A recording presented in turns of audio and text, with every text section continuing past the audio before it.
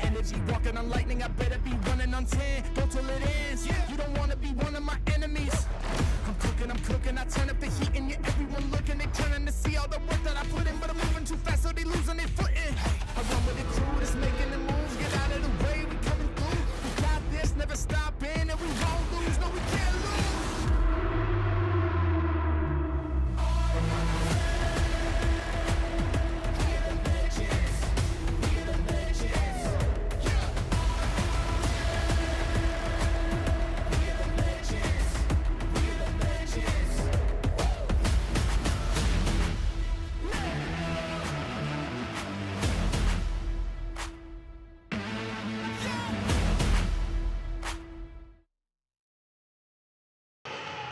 Welcome to the Indiana Hockey Broadcast Network.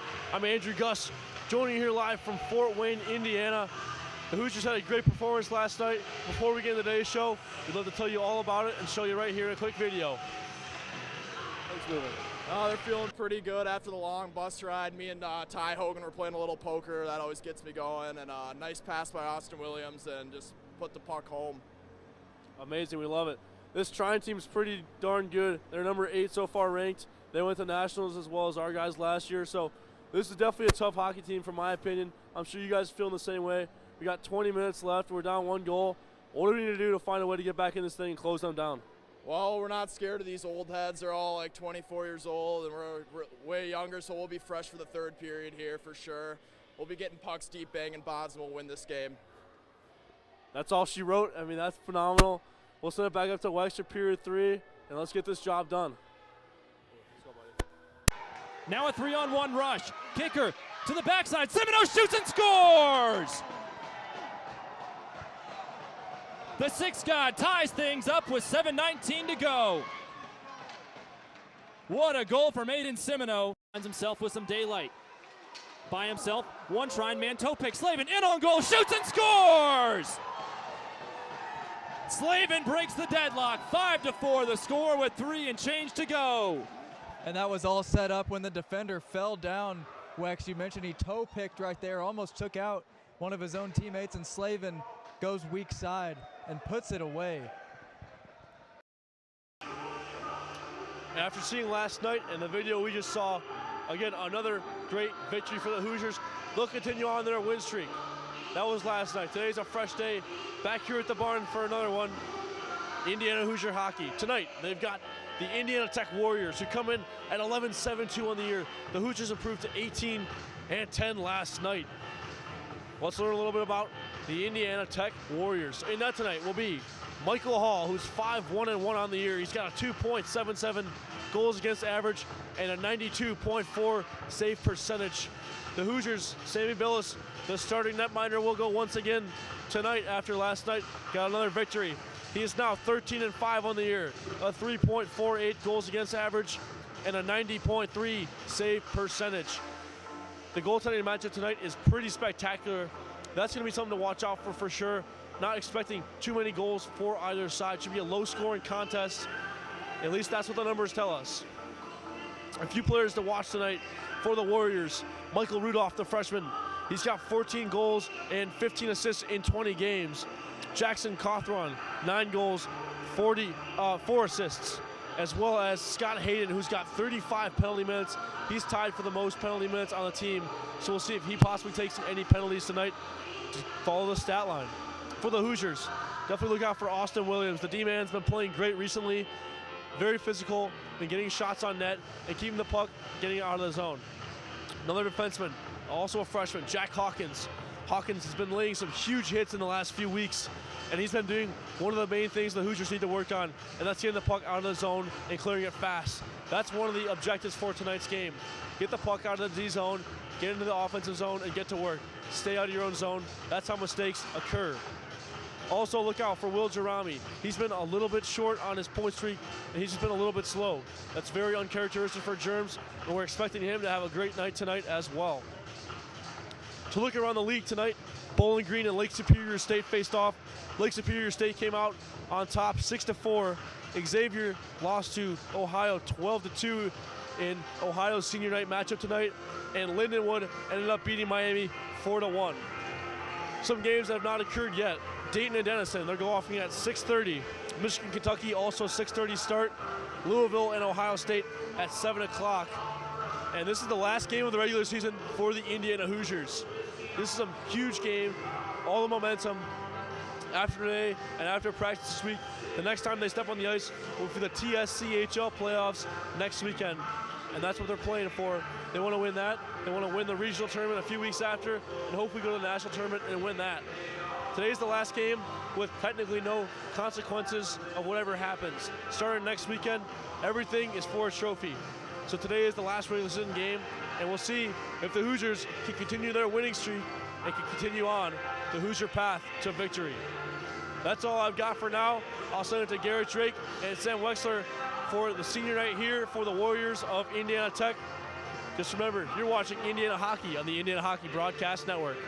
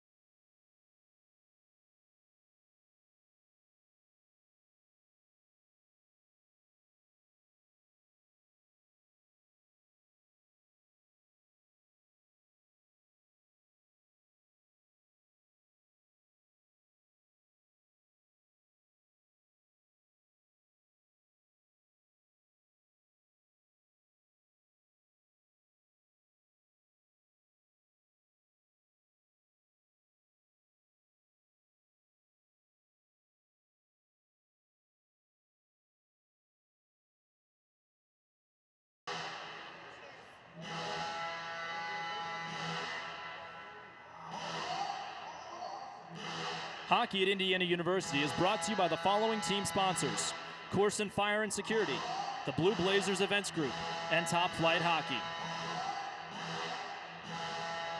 It's the final day of the regular season for the Indiana Hoosiers as they travel north to Fort Wayne to take on Indiana Tech at 11-7-2.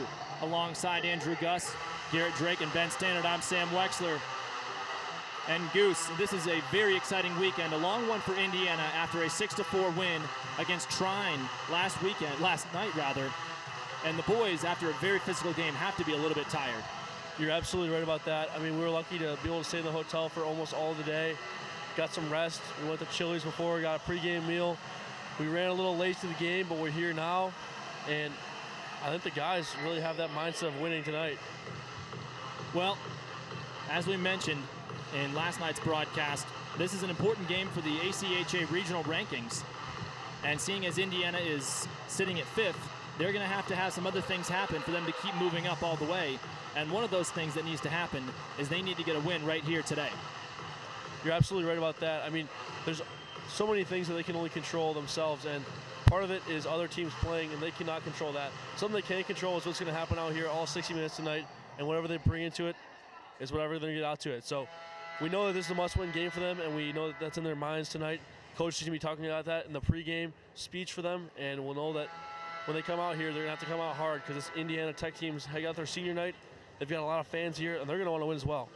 Indiana on a 4-game win streak, and the Indiana Tech side, the Warriors, coming off a tough loss last night, we believe, although we have some differing conclusions from the game that was not posted statistically on the websites, but we'll give Indiana Tech a chance to do their senior night ceremonies and then bring you back here at the SportOne Parkview complex in Fort Wayne. This is the Indiana Hockey Broadcast Network. We'll be right back.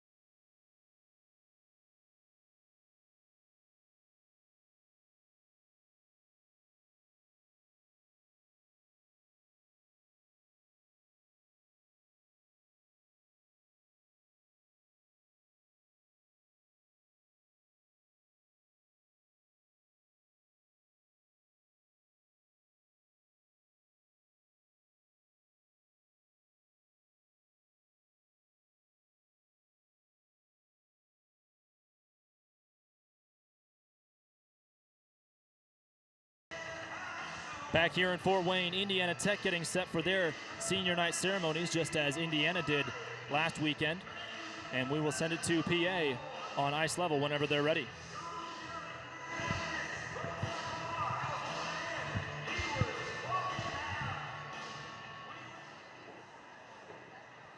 At this time, I'd ask you to direct your attention to the ice as we recognize our graduating seniors. Starting out with number 4, Kurt Jetson. A native of Kansas, Michigan, and graduate of Salem High School, Kurt has suited up for the Warriors for the past 4 years. He's accompanied today by his parents, Kim and John, his brothers, Matthew and Daniel, and his grandparents, Lee and Ernie. Kurt will be graduating with 2 degrees, 1 in computer science and 1 in digital graphics and design, and plans to enter the workforce post-graduation. He is a 2-time MVP and has also fond memories of the Tito's Vodka Man. Senior Kurt Jetson.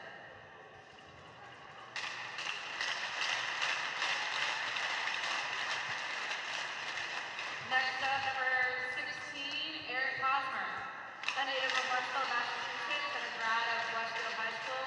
Eric has been a member of the squad for the last 4 years. Eric is escorted today by his friend Jason. Eric will be graduating with a degree in communications and broadcasting. After graduation, he wants to ride a bicycle across the United States. His favorite memory at Tech is the Tito's Vodka Man. Senior Eric Hosmer.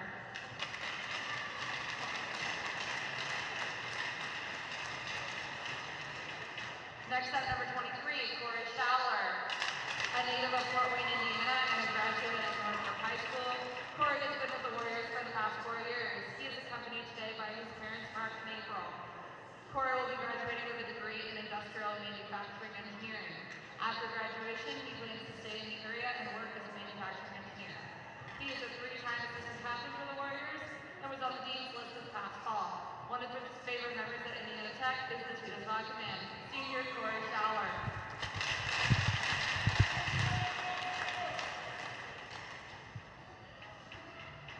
Next up, we have number 31, Alex Dickey. A native of Highland, Indiana, and a graduate of Highland High School, Alex has been with the Warriors for the past 3 years. He is accompanied today by his parents, Dels and Joseph. Alex will be graduating with a degree in network engineering. After graduation, he plans to start working as a networking engineer and hopes to continue playing hockey. He has been on the Dean's list 3 times, and his favorite memory with the Warriors was getting the first sweep in D2 history. Senior Alex Dickey.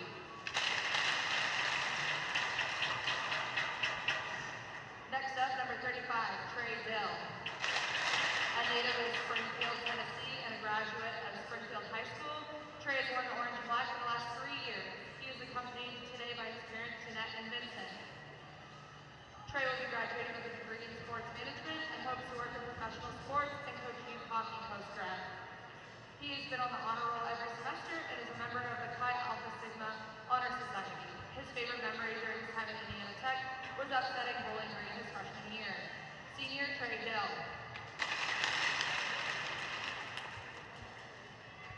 And last up, we have number 61, Garrett Eisenberger. A Fort Wayne local and a graduate of Homestead High School, Garrett has been a member of the team for the past 3 years. He is escorted today by his parents, Dan and Terry. Garrett will be graduating with a degree in sports management and wants to work in the front office for an NFL team. His favorite memory at Tech is finally scoring his first goal in his 3rd season with the Warriors. Senior Garrett Eisenberger. Please join me once again in celebrating our 2023 seniors.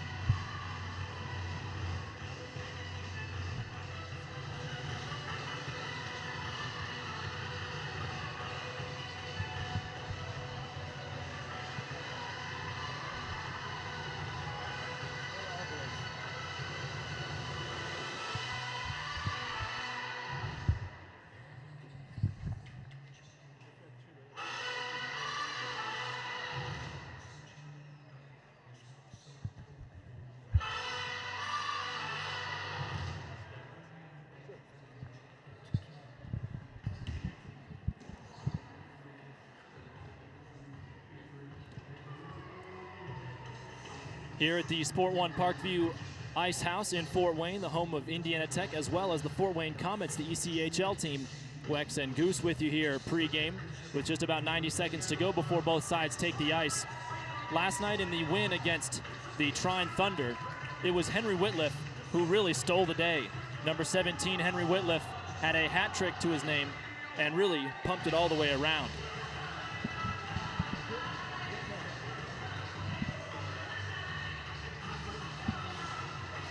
Starting netminder for the Indiana Hoosiers, sans a cage, is Sammy Billis over there, who picked up his 12th win of the year last night.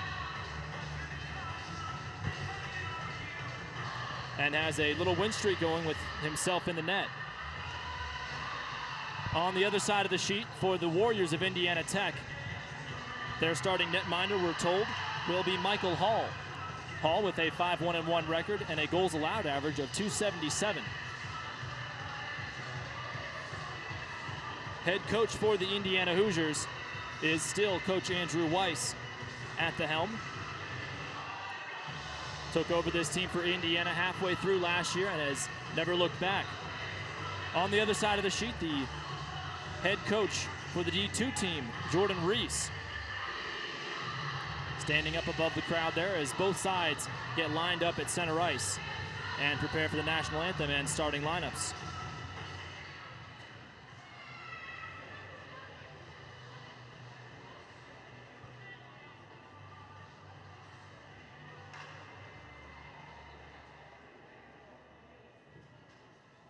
Here's the starting lineup for both teams. Starting with the visitors to IU. On defense, number 19, Leo Warner. On defense, number 17, Henry Whitliff. On the left wing, number 11,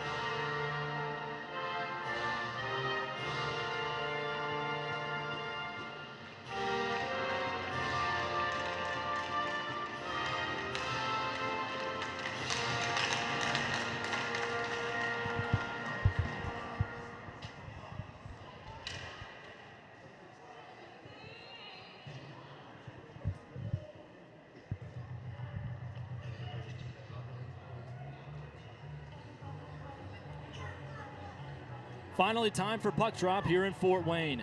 It's the Indiana Hoosiers ranked 5th in the ACHA Southeastern region in their all-red outfits from left to right on your radio dial. Sammy Billis in between the pipes.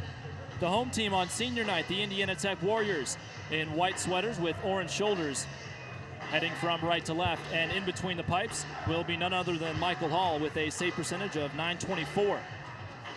Indiana coming off a win last night, 6-4, where Henry Whitliff had a hat trick and an assist. He was laying it on thick last night. He did an absolutely great job moving the puck, being offensive, and also getting back on the defensive aspect of things. As a defender, you have to know the right time to step up and make the plays, and last night he did just that. So the Hoosiers trying to make it sweeps on back-to-back weekends, and both with long road trips. Opening face-off controlled by the Warriors. They punch it into the near side corner. Billis steps out of the crease and flings it against the boards where DiLorenzo pays the price. Quick shot through traffic is blocked, and it's carried in behind the cage. Stutzman moving around. Whitliff puts his stick forward and pokes it away. Again turning tail, trying to shake this shadow. No look dump off into the far side corner, and Warner picks his man. DiLorenzo's pass is knocked away, and again collected by Whitliff. Lazy slide over toward DiLorenzo. He gains the blue line. Little flick on toward Chambers. Works the goal line and then circles back. Indiana in the midst of a change already, and the puck pops over the edge of the stick of Will Kicker. He throws on the brakes and then heads right back into no man's land. Pass along the blue line, entered in by Williams. Works the backhand, now turns around and reemerges in the near side corner. Little battle, and then the puck rolling all the way to the far side yet again. Big push-up, and the puck sails into the ceiling, and the clock comes to a stop with 18:54 to go here in the opening frame on Saturday afternoon. Well, good start there, Wex, that's for sure. I mean, won the face-off originally, decently smooth breakout, and then they have an offensive zone face-off here, so it's the right start you want for sure. Wilson wins the draw for the Warriors, and it slides free. Led aside by Kicker, and then stolen away. That's Drew Wilson again, sending it all the way across. It's been called the Battle for Indiana on this early February weekend. The Hoosiers traveling up to take on Trine, who went to Nationals last year, and obviously here in Fort Wayne the next day. Chambers gets pushed from behind and then pushes the puck away from the seat of his pants. Good pass to the far side, and then a loose puck by Asiala. Nearly 2 minutes have elapsed here in the opening frame as Kicker picks his eyes up and tries a stretch pass toward McDonald. He gets it on a little 1-2, and it's chipped loose again as both sides will change and get fresh legs. Castricani jams in. Myers rushes toward him and eventually possesses the puck. Passes straight into the lap of Asiala, and McDonald chops at him as Castricani moves in. Slavin gets tangled up briefly, and Castricani a quick shot. In traffic, right in front, jam job. Another kick save by Hull. McDonald down on all fours, finally gets back onto his edges, and Myers moves in. Puck slides all the way across the sheet, and McKay chases it down with some pace. Little misplay, and then he gets bounced against the boards. That's Juarez moving in. McKay really doing the dirty work, trying to shovel the puck free. Warriors possess it now in the end zone. One-timer from in front, and it's knocked aside. That was Jensen trying to get some pace on the puck. Flopped up into the air, and then whisked back across the center ice logo. Meyer chips it into the corner diagonally, and Indiana will try to finish their change. As we mentioned, IU on a 4-game win streak. They swept last weekend against Dayton both games on Friday and Saturday, and then a 3-2 win against another Nationals team, the Ohio State Buckeyes, and that was a Sunday afternoon game, but just barely afternoon, Goose. Yeah, 12 o'clock. That was probably one of our earlier starts all the season, I think. We had that one morning game back in Virginia, but Timmons didn't play last weekend and was not in the lineup this previous game. Gets dispossessed by Schauler. Going into the corner, legs tangle up, and Whitliff scoops up the garbage. Quick pass right in front, and a shot gets turned aside by an Indiana D-man.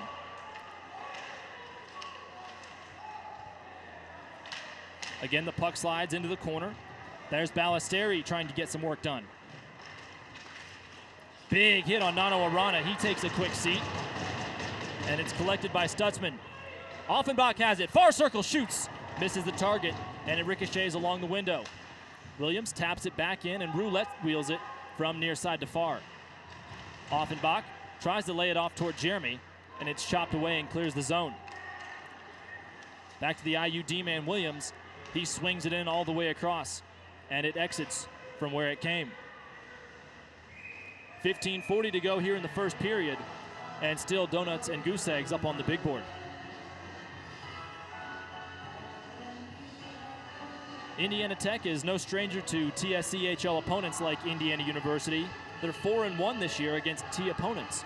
That's a pretty impressive stat with such a good league with most of the teams in the T.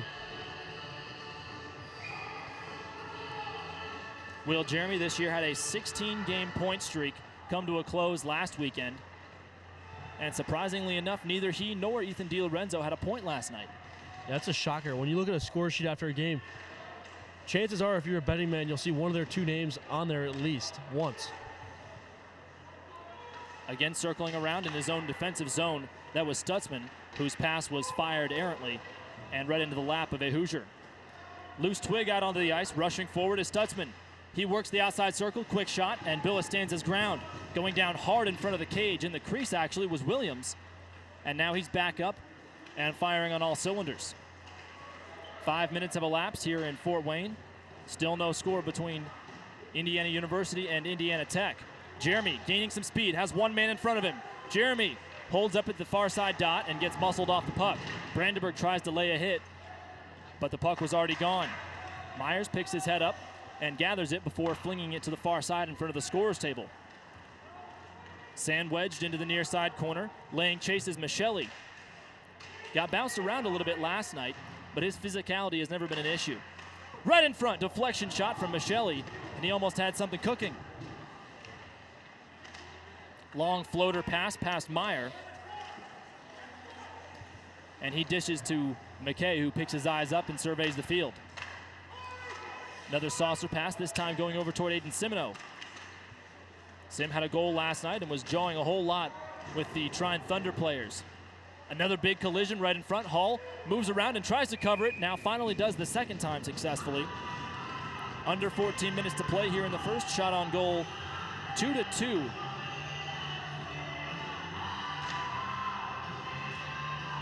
And this game, Wes, has already come to a much slower start than last night.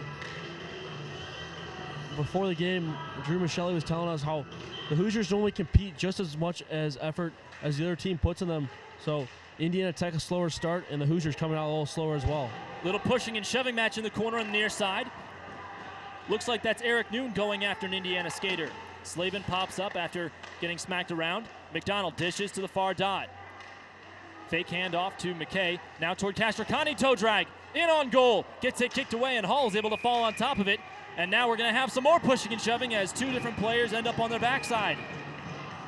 Tom McDonald not too thrilled with the way he was treated, and now we've got more fisticuffs.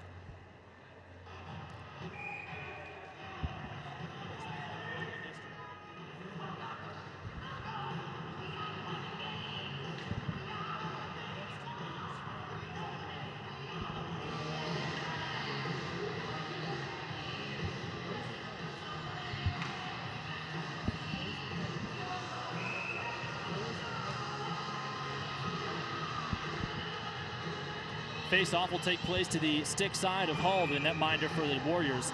And now the whistle's been blown as the referee didn't like the way things were lined up. University wins the draw. Castricani feeding to the near side. Another bump pass right back where it came from. Warner dumps it into the corner. Getting stood up is Slavin. Poked away from him and then chopped off the glass. Castricani being harassed from all sides.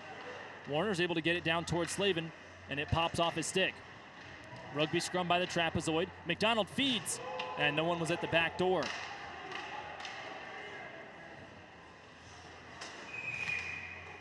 First meeting in the history of these two programs, Indiana Tech and Indiana at the D2 level. Indiana Tech, a really impressive facility. There's 3 sheets here, Goose. How about that? We could only dream of having 2 sheets. Pretty spectacular. I mean, even the angle we're at right now is probably above what the ceiling level would be at the Frank. So it's just crazy being at different rinks on the road. You never know what you're going to expect.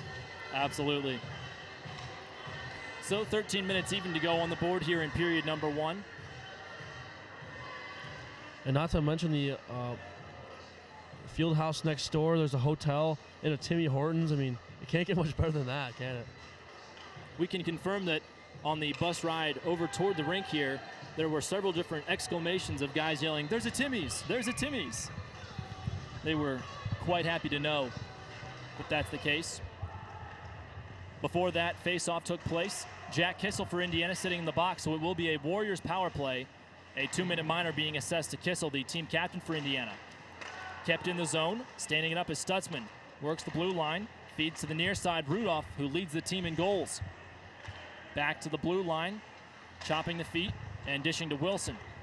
Whitliff goes in with his shoulder and elbow, and the puck rolls into the corner.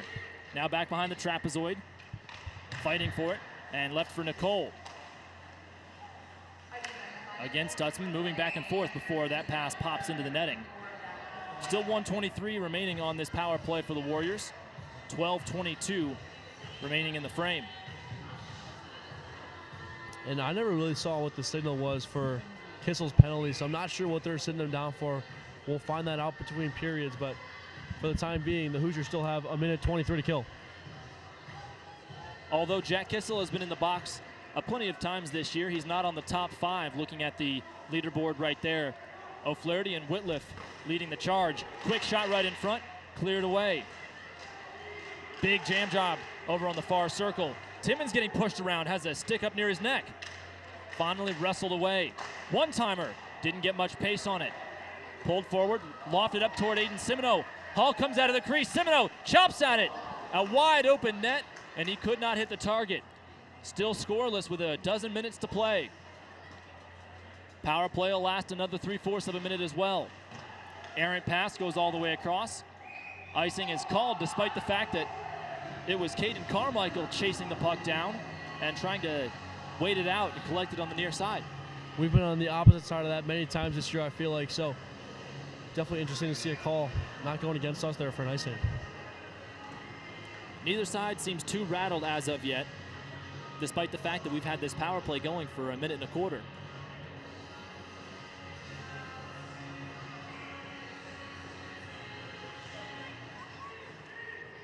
Draw controlled by the Warriors on their own heels. Pushing forward off the net. And an easy dump-off pass to the far side in front of the Indiana Tech bench. Myers, big swing and sends the puck around. 20 seconds left on this power play for the Warriors. Only 1 or 2 real shots on goal during this time. Fed out in front, and it's delayed by McKay, one of the bigger bodies on this team for Indiana. Goose, last night we noticed that there were a lot of big guys on Trine, and it looked like Indiana got pushed around just a little bit. Yeah, that was one of the more it was unusual to see the Hoosiers getting out-physicaled. But right there, Jack Kissel lays a hit, and it seems like they're back on top. Kissel out of the box, and it is 5-on-5 yet again. Sliding right through the middle of the crease. Backhanded shot. Cleared away by Billis, another stick save. Brandenburg brings up the rear and tries to outflank the sliding Martin Rudolph. Nano Arana gets tangled around and yanked down to the ice by Wilson. Kissel again on his stick, leaves it for Brandenburg. Little 2-man weave, and Indiana will try and run a set play here. Odd ricochet off the boards in front of the Indiana University bench. Goose, we're so used to saying Indiana and what other school that you kind of have to specify now. Yeah, definitely not the usual. Wall pass ends up right in the hands of Nicole. Again, an odd ricochet. Billis swats at the puck, trying to hold on to that near side post. Still has his leg almost wrapped around it. We're halfway through here in the first frame. Still double zeros up on the board. Shots on goal, 4-3 in favor of Tech, the home side. Nano Arana trying to get some pace, gets dragged down and yanked from behind. And a delayed offside. Hook only does so much for Indiana Tech. And it will be for the first time tonight an Indiana Hoosiers power play sponsored by Raising Cane's. The Hoosiers downright miserable on the power play over the past few weekends. Against Dayton on Friday night, they went a combined 0 for 15. Indiana 0 for 8 and Dayton 0 for 7. And last night, no power play goals, but they did have a 4-on-4. Whitliff, backside. McDonald couldn't put a pace in on that shot. Back to Whitliff, and he runs into the linesman. Little toe drag reverse. DiLorenzo works to the backside now. Fed from Jeremy toward Whitliff. Hot hand, dangles around the dot, right in front. Nobody on the back door. Tom McDonald gently touches it off the boards. 9:09 to go here in the first, no score. McDonald working around, trying to survey his options. Shoots in a glove save that bounces off the windowsill. Still a minute 20 to go on the power play for Indiana. A big slap shot from Whitliff. Off the deflection, it's Michelli. Hand off to the blue line, and then a little cycle over toward Jeremy. His shot, slow slider right in front. Puck cleared all the way across with half of this power play elapsed for Indiana, and both sides will get fresh legs. Will Jeremy leading the team in goals this season, trying to get some piston crossovers and get himself some space. Now to the near side, he gets a shot off. Good kick save by Hall, right place, right time. Williams stands his ground and keeps the puck in the zone with 40 seconds left on this power play. Quick change, Castricani on for Jeremy as the puck is a rugby scrum behind the net. DiLorenzo being pushed around from behind. Castricani slides in behind him. Trying to cycle the puck around and shift the defense. Shot through traffic. Ricochet to the near side. That's Castricani again working the high slot. Moves in the circumference of that near side circle. And then an easy pass over toward Williams. He misplays it. And a swing and a miss again gives the puck over toward Warner. He thinks backside. Quick jam job by Simoneau. And the net comes off its moorings with 4 seconds left before this power play turns into a 5-on-5 yet again. And good look there by the Hoosiers, moving the puck well. They were not forcing anything. That just looked natural, very clean, and good puck movement all around. Been a good power play so far. Unless they score in the next 4 seconds, they're not going to capitalize on it. But still, looks very good compared to what we've seen in the recent games. It's been 2 weeks since Indiana did not win the face-offs battle against a team. And last night, they only won it by 1 face-off, Goose. But it proved to be the difference, keeping possession when it was most key. Speaking of possession, kicker fires the puck in and toilet bowls it from the far corner to the near side. Again chopped at and slapped along the boards.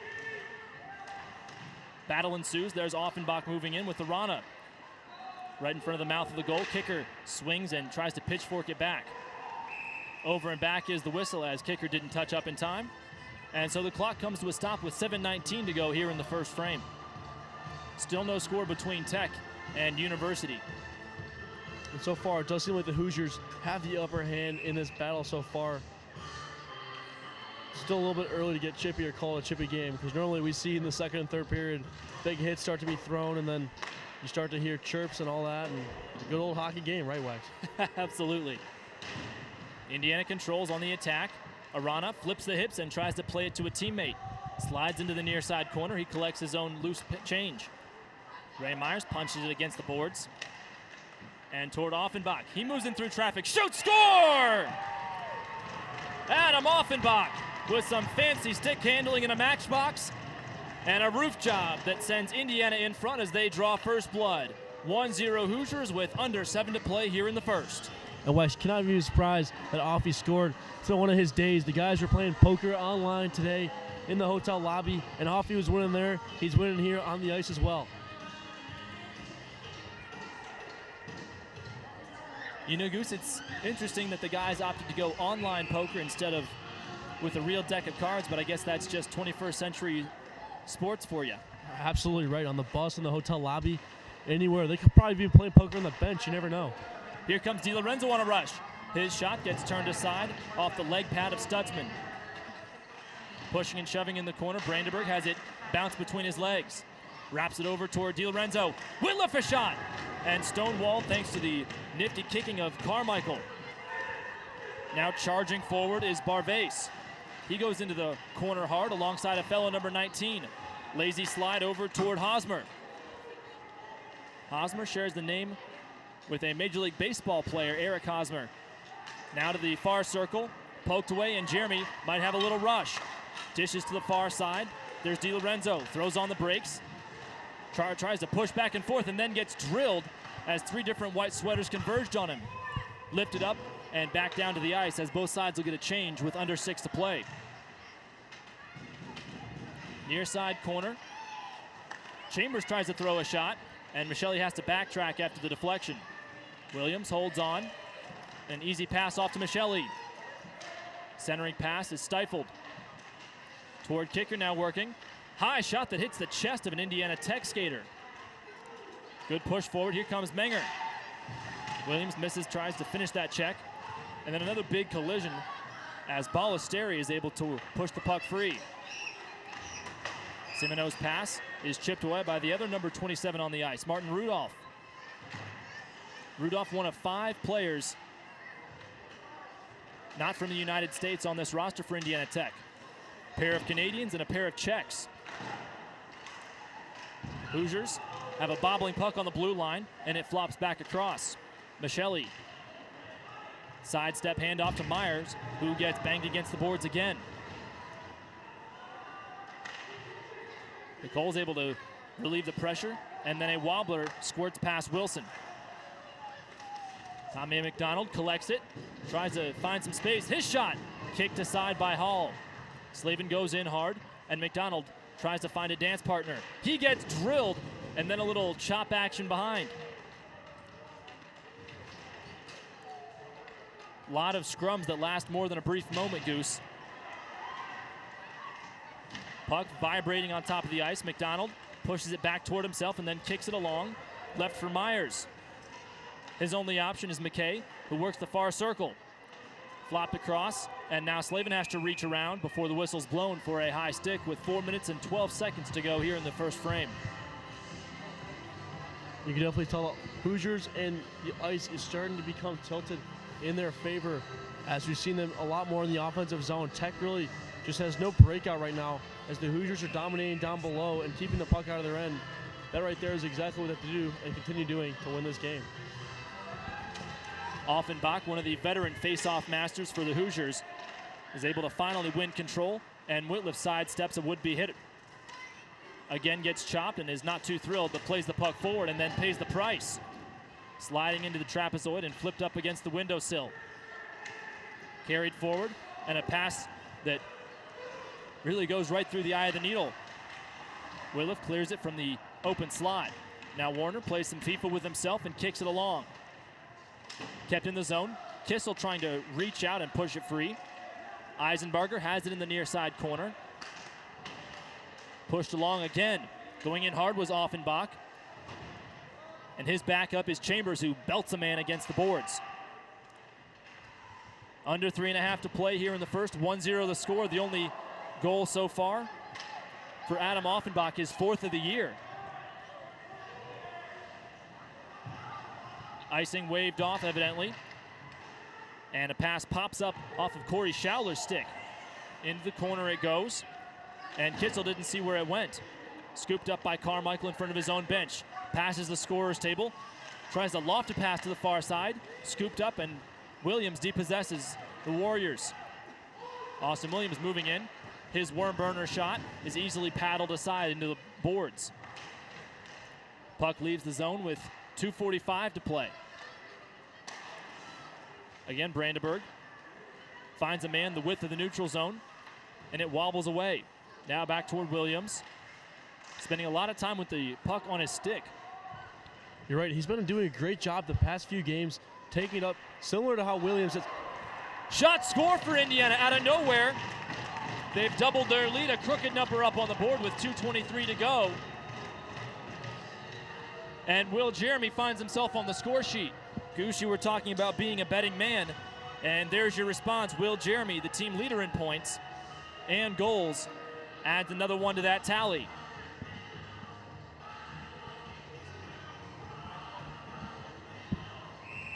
As you can see right there, 2 of the top 5 for Indiana are freshmen Whitliff and Castricani. And that Whitliff total does not include the 3 he had last night. So it's 2-0 in favor of the visitors from Bloomington, Indiana here in Fort Wayne.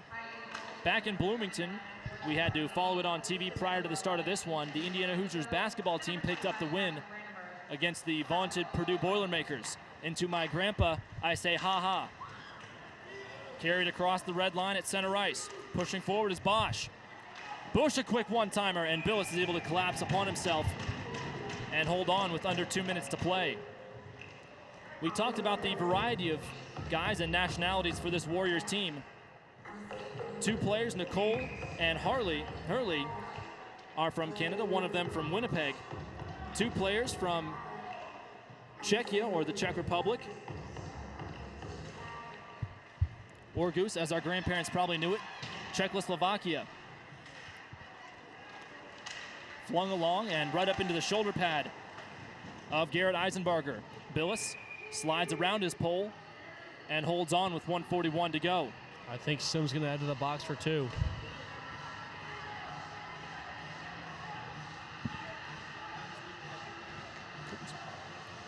So it will be another penalty kill for Indiana.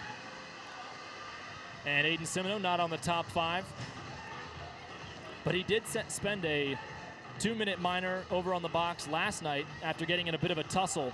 One of several tussles that Indiana had to deal with. Yeah, one of those scrummy games we talked about.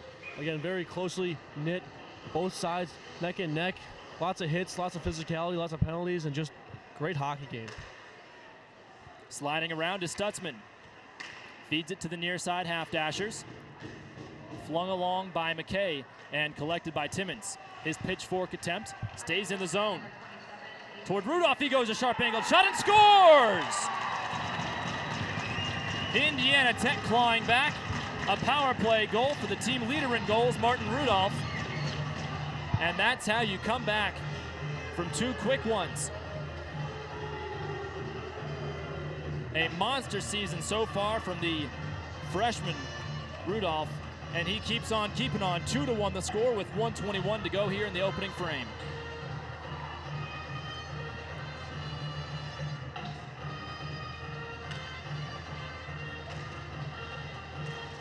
Face-off won right off the hop by the Warriors, and then a sandwich hit as Warner and McDonald come together. Right in front of the net. Pushed aside. 69 seconds to go here in the first, and Whitliff guides it forward. Castricani gets chopped in the leg and then flings it back toward Whitliff. He enters the zone with a man back post. Toe drag is poked away before anything can materialize. Under a minute to play, 2-1 the score between Indiana Tech and Indiana University. McDonald chops it back toward himself and then goes down onto a knee, trying to win it back. Warner, right in front of us, underneath our toes, wins it back. Warriors 1 for 2 on the power play so far. Quick change for the Warriors. Castricani in, near side circle. Easy pass back out. Pass ends up wobbling across the ice, and it's scooped up by Carmichael, far side. Cuts around, leaves it right in front, off the bar! A highway robbery, and that puck drew iron. Zigzagging across is Tommy McDonald. Slavin goes in, trying to make a hit, and it's Kicker punching the puck across the blue line. Under 10 seconds to play here in the first. Warriors seem content in their own end, and will pass around before this buzzer sounds. So after 20 minutes of faster-paced hockey than we'd expected, Goose, the score is Indiana University 2 and Indiana Tech 1. Great goal to start things off by Adam Offenbach as he really got things started. You're right, Offie, the senior, showing leadership out there, getting on the score sheet early, grinding down below, winning faceoffs. But you know that this team's going to want more, and 2-1 going into the second period is a good start, but that's not going to win them this game. They're going to need more. Well, we will send it to a quick break before we have Andrew Goose ice line with an Indiana skater, and we'll tally up everything else. Alongside Andrew Gus, I'm Sam Weixler. We'll see you in just a moment on the Indiana Hockey Broadcast Network.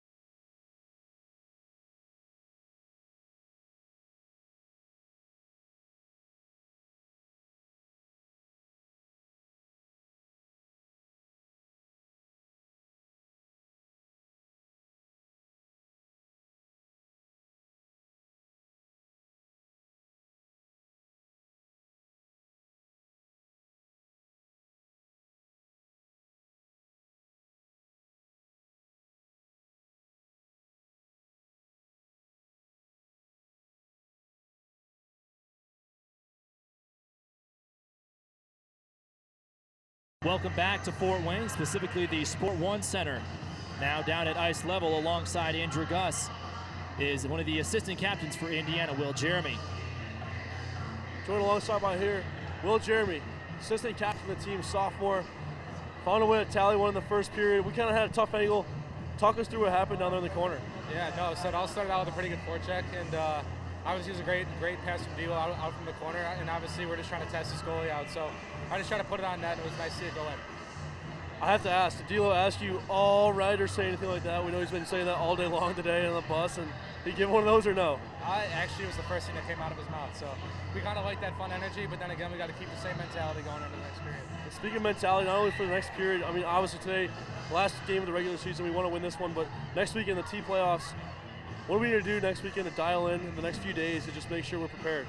I mean, it all starts right now in these last 2 periods we got here. I mean, I feel like that's going to be a build-up for next week. We got only two more practices until Friday, and obviously it's definitely going to need to be a big sort of revenge game against Michigan because of what happened last time. So we're all going to get excited for that, and we look forward to playing them next Friday. Absolutely. But before next Friday, we got 40 minutes left here, a fresh sheet of ice. We'll see if this guy and the rest of the Hoosiers can find a way to take down the Indiana Tech Warriors. We'll send it back up to Wex and G right now. Fantastic reporting at ice level, Goose. We'll take a quick break before bringing you back for the second frame here in Fort Wayne. 2-1 the score after 1 period. This is the Indiana Hockey Broadcast Network.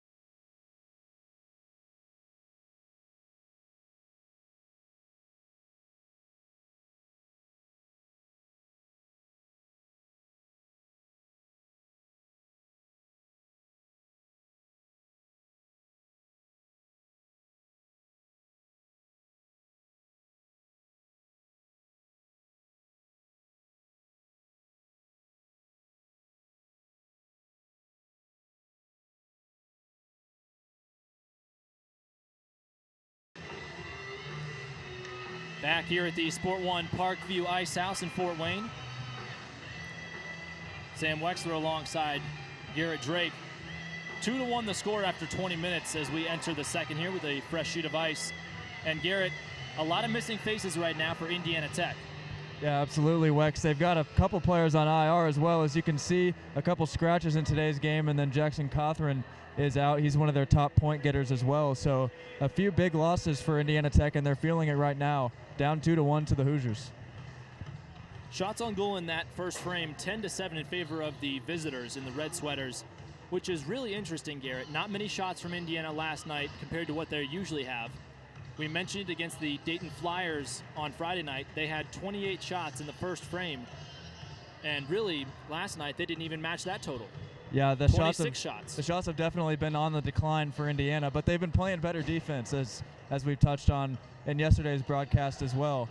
They already gave up a power play goal in this one, though, so they're going to have to put a focus on trying to stay out of the box as much as they can. And really, they dodged a bullet at the end of the period there with that bouncing puck, Wex. That was very close.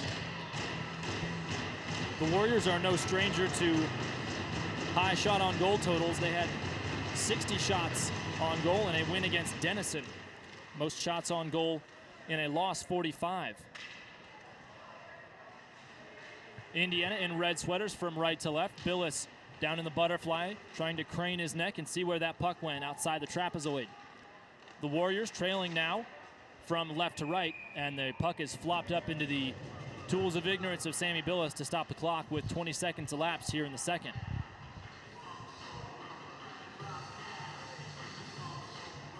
It seems like we've gotten a lot more action on this side of the ice offensively. Indiana with their 2 goals in the first, and then Indiana Tech getting a quick shot there. I want to talk about that Will Jeremy goal a little bit because it was like an Ovechkin-style one-timer. It looked like his controller died, and he was just standing in the same spot. Then the puck found him, and he just ripped it. It was beautiful. The low battery on your controller memes get me every time on Twitter, I'll be honest. Indiana trying to win this face-off on their heels. Staring down Chambers is Wilson for the Warriors. Warriors do control the draw, and it slides along the yellow boards into the near side corner. Whisked back toward the far side. There's Kicker. Tries to fling it off the boards, and it's intercepted. Wilson plays it back into the end zone and the near side corner where Michelli chases it down and then throws on the edges. Kicker misplays it against the boards, and a no-look pass to Simino is stolen away right in front.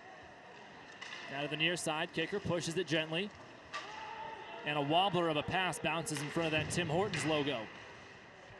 Right in front, Simino guides the puck along into the trapezoid behind the Warriors netminder this time. 2-1 the score between the Hoosiers and the Warriors on the final game of the regular season for Indiana and senior night for the Warriors. Still a scrum ensues in this corner. Simino getting pushed around from all sides. Now the puck circulates to the far edge. Indiana Hoosiers trying to get a quick change as Simino goes in hard, pushes a man around, right in front. Jeremy takes a big swing at it and misses. DiLorenzo chops at it in the corner, right next to the Zamboni entrance door. We've seen a couple long puck battles in this offensive sequence, one in the near corner and now this one in the far corner. Finally, it comes out. Hosmer had his hand on top of the head of an Indiana skater, and then a big trip at the blue line as Warner goes down in a bundle. Redirected back toward DiLorenzo. He's pushed down, and an errant pass slides against the boards. Chopped at and played back to D-men as Indiana defensemen play pitch and catch. Push forward, Whitliff, who had a hat trick last night, gives it up toward Jeremy. Jeremy in the slot, his shot through traffic. Kicks off the steel of a skate blade. Warner for Indiana decides to circle the wagons and regroup before a pass slides all the way over toward Carmichael. He enters the zone despite some contact, and it's stolen away. Hoosiers trying to clear the zone. They finally do as it soars up toward the ceiling. A whole lot of empty space usable to dump the puck in and make things happen, Garrett, from what the Hoosiers are used to. Absolutely, Wex.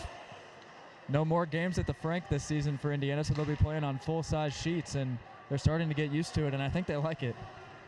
when we go from the Frank to a real-sized rink, regulation NHL rink, if you will, you can definitely tell the difference. As that shot is punched away by the waffle board of Sammy Billis. Long stretch pass to McKay. He gains the zone, and then it's knocked away by the boot of a Warrior skater. Arana hugs a man from behind. That's Asiala who goes down, and now we may have a hold with 16:39 to go here in the second. Yeah, it's going to go against Arana there, so Indiana back shorthanded for the third time today. The Killers are getting tested early.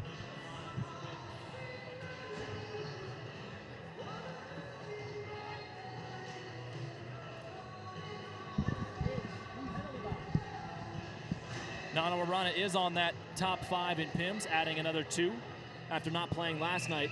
Just a deuce up on the board. And the third power play opportunity for the Warriors so far. Their only goal tonight is a power play marker from Martin Rudolph, who leads the team in goals. Forced to retreat as the puck soars through the sky and finally helicopters back down. Brandenburg guides it along the boards, as 20 seconds have ticked off this power play. Hoosiers' penalty kill has been strong over the past 3 weekends, but as we mentioned, power play not so much. Juan back on the forecheck. There's Chambers who goes headfirst into the boards. No call, and now bodies are starting to gather.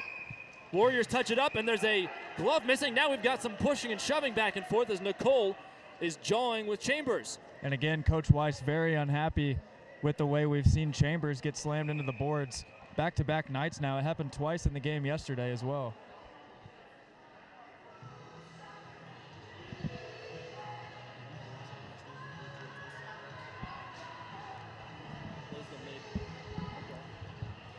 So now, after a little bit of a discussion, heading to the box is Sean Stutzman.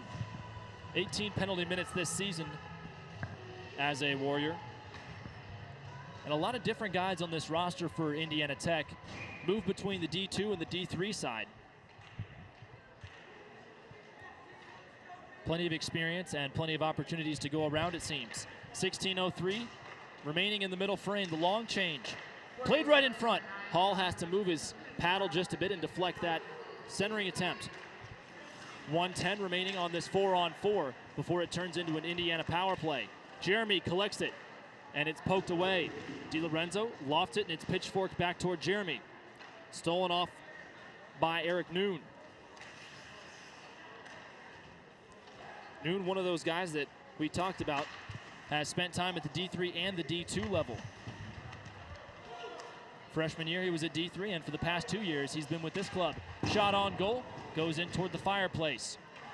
Behind the cage, toying around with it is Jensen, right in front of the cage. Big save off the shot of Eric Noon. Delayed call, it looks like. Here goes Hall, trudging off toward the bench. He's able to get all the way there, and then the Hoosiers touch it up. So just as we expected it to be an Indiana Hoosiers power play, it will now be a 4-on-3. And Tech will have an advantage. 15:07 to go here in the second. 2-1 still the score. No goals as of yet in this second frame. And very low shots on goal, just 10-7 in the first. This one will go against Stutzman. And now it looks like Indiana might have another person sent to the box. Let's see what's going on here. They've got Arana in there right now. Still some confusion as Will Jeremy is being ushered off. Yeah, they're going to throw Germs in as well. Little penalty box party for the Hoosiers here in Fort Wayne. And the herd of zebras now separating after discussing the matter. Shots on goal here in the second. 3 for Indiana Tech and none so far for the visitors. And we still have a little bit of a commotion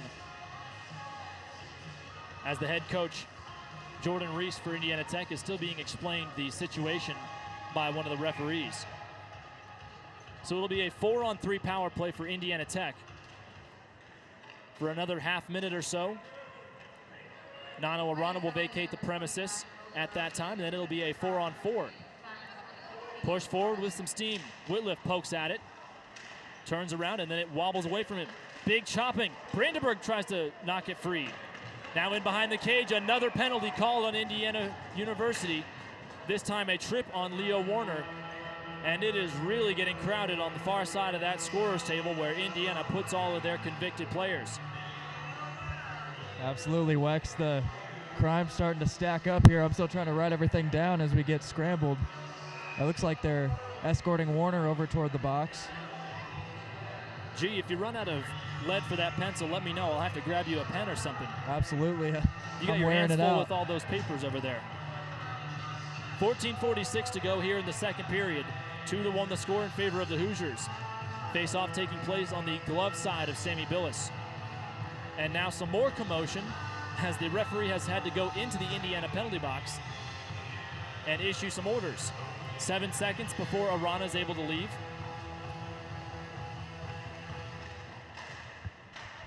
And the draw poked all the way across and shipped down the river. Misplayed by Hall after a weird ricochet. So Arana can't come out of the box just yet. He'll have to wait this one out. 14.5 to go here in the second. Still a power play for the Warriors.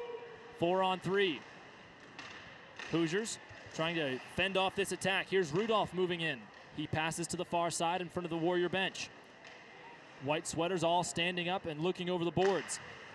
Fake slap shot to the back door, knocked away and scores! Caden Carmichael gets his 9th goal of the year.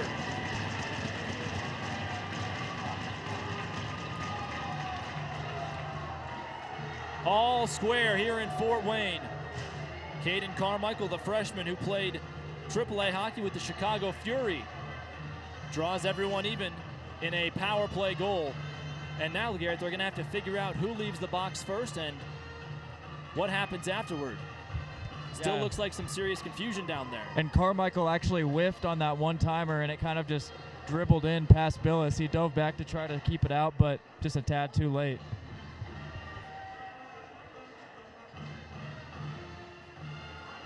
Second power play goal of the game for Indiana Tech. Wex, we talked about it. They got to stay out of the box.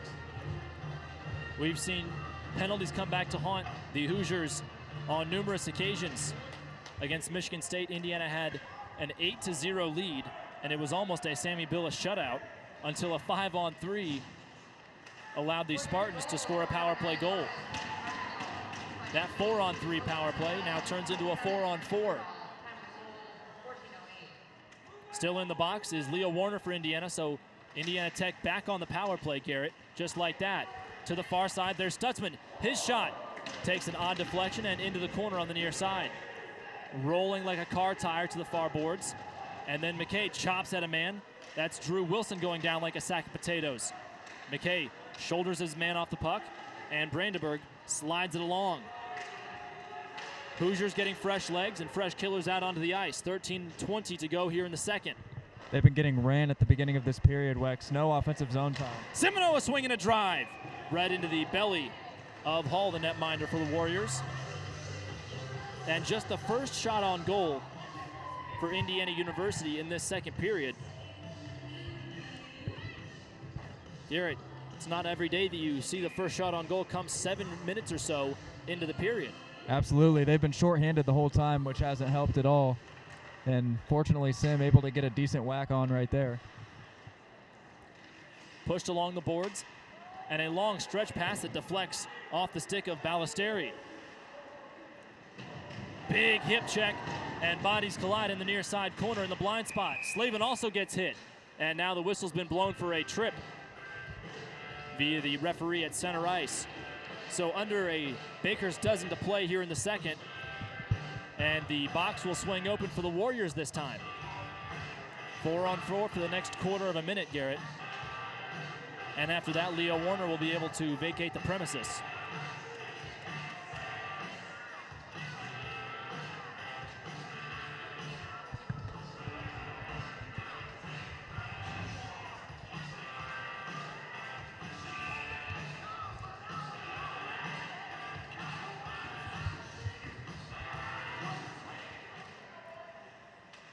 After the slow tie-up, Whitliff is able to kick it back to himself, but has to cede the zone.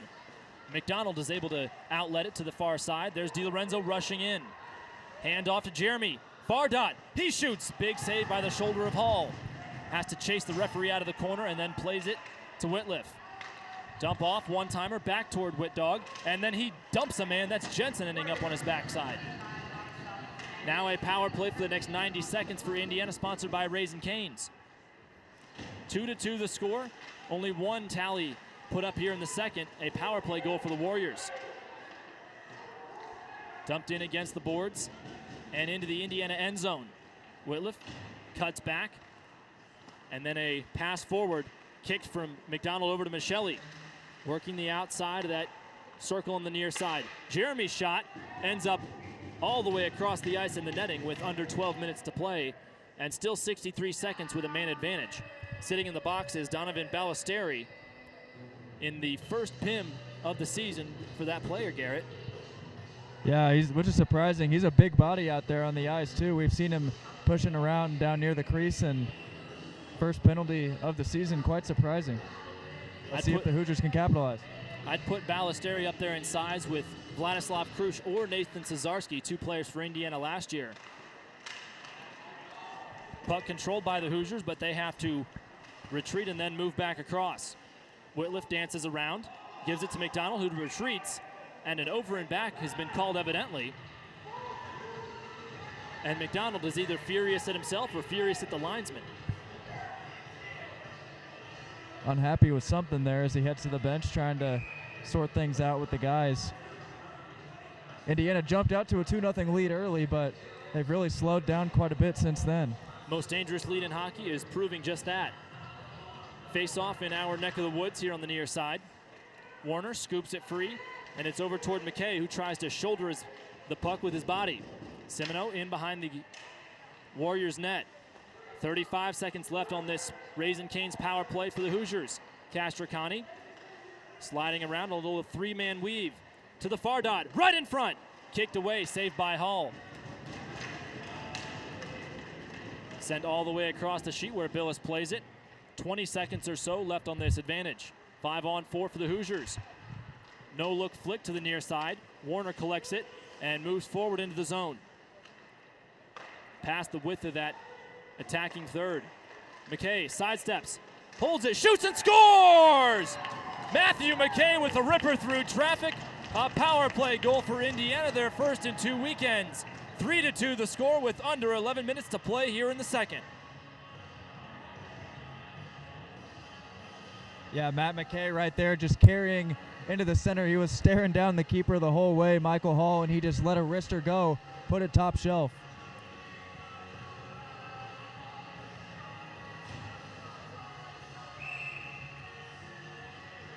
A quieted crowd here at the Warriors senior night events.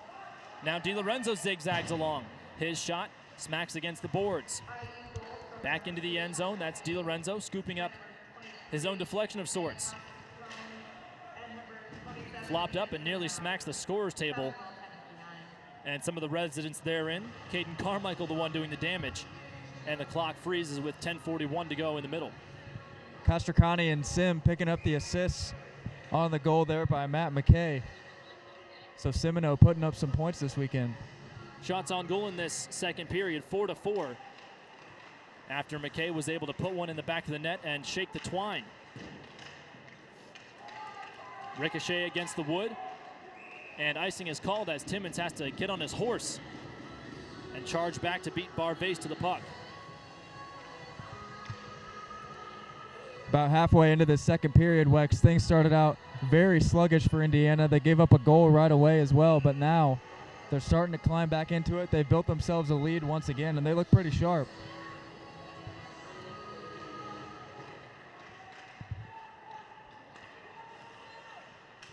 Face-off controlled by the Warriors, stolen away by Slavin. Tries to get a pass in. DiLorenzo moves around and scores! Ethan DiLorenzo doubles the Indiana lead, 4-2. And the end block native gets yet another goal this season, trying to chase down Will Jeremy.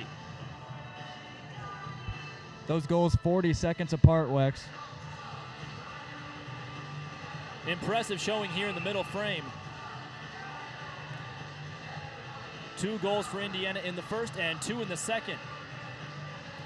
Offenbach and Jeremy in the first, and now we've seen McKay and DiLorenzo in this middle period. Offenbach yanks the draw back and heads it over toward Kissel. D-to-D pass to the near side, that's Timmons. And then dishes across back to Whitliff. Whitliff moving around. No look pass ends up in the lap of Offenbach. Little toe drag action right in front. One-timer from Kissel sails over the crossbar. We've reached the halfway mark of this contest this afternoon, and Indiana up by 2 so far. Stolen away by Whitliff, trying to find an option. Arana gets it knocked away from him. Now to Kissel in the corner, slides under his skate blade, and is able to sidestep a would-be attacker. Pushed aside is Kurt Jensen, one of the seniors honored prior to the game. And now entering the zone is Juarez.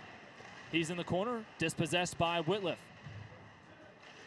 Again, a little collision as Indiana tries to clear their zone.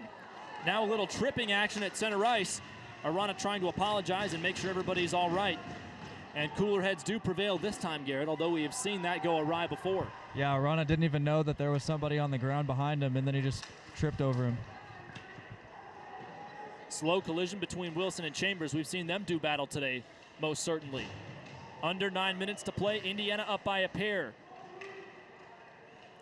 Simino digs in and tries to use every bit of his weight to fend the attacker off. Warriors still control the zone, but now give up possession. Chambers swings it against the boards, and Simino has to absorb some contact. Michelli chasing it down as it's floated across the blue line, and Williams gets punched in the head. Simino, slow chop at the puck, and then collects it to glove it back down to himself. Off toward Michelli near side. He shoots. Parried aside by Hall. Michelli still in the office. Dishes in, and now toward Williams. Fakes the pass over toward the far point. Now the puck into the end zone and chopped aside toward Williams. He back skates to the far point. Deflection to Michelli. Right in front, jam job. One-timer from Chambers almost had it. Williams steps up, and the puck sails into the Hoosiers bench. And the clock will come to a grinding halt with 2 ticks under 8 minutes to play.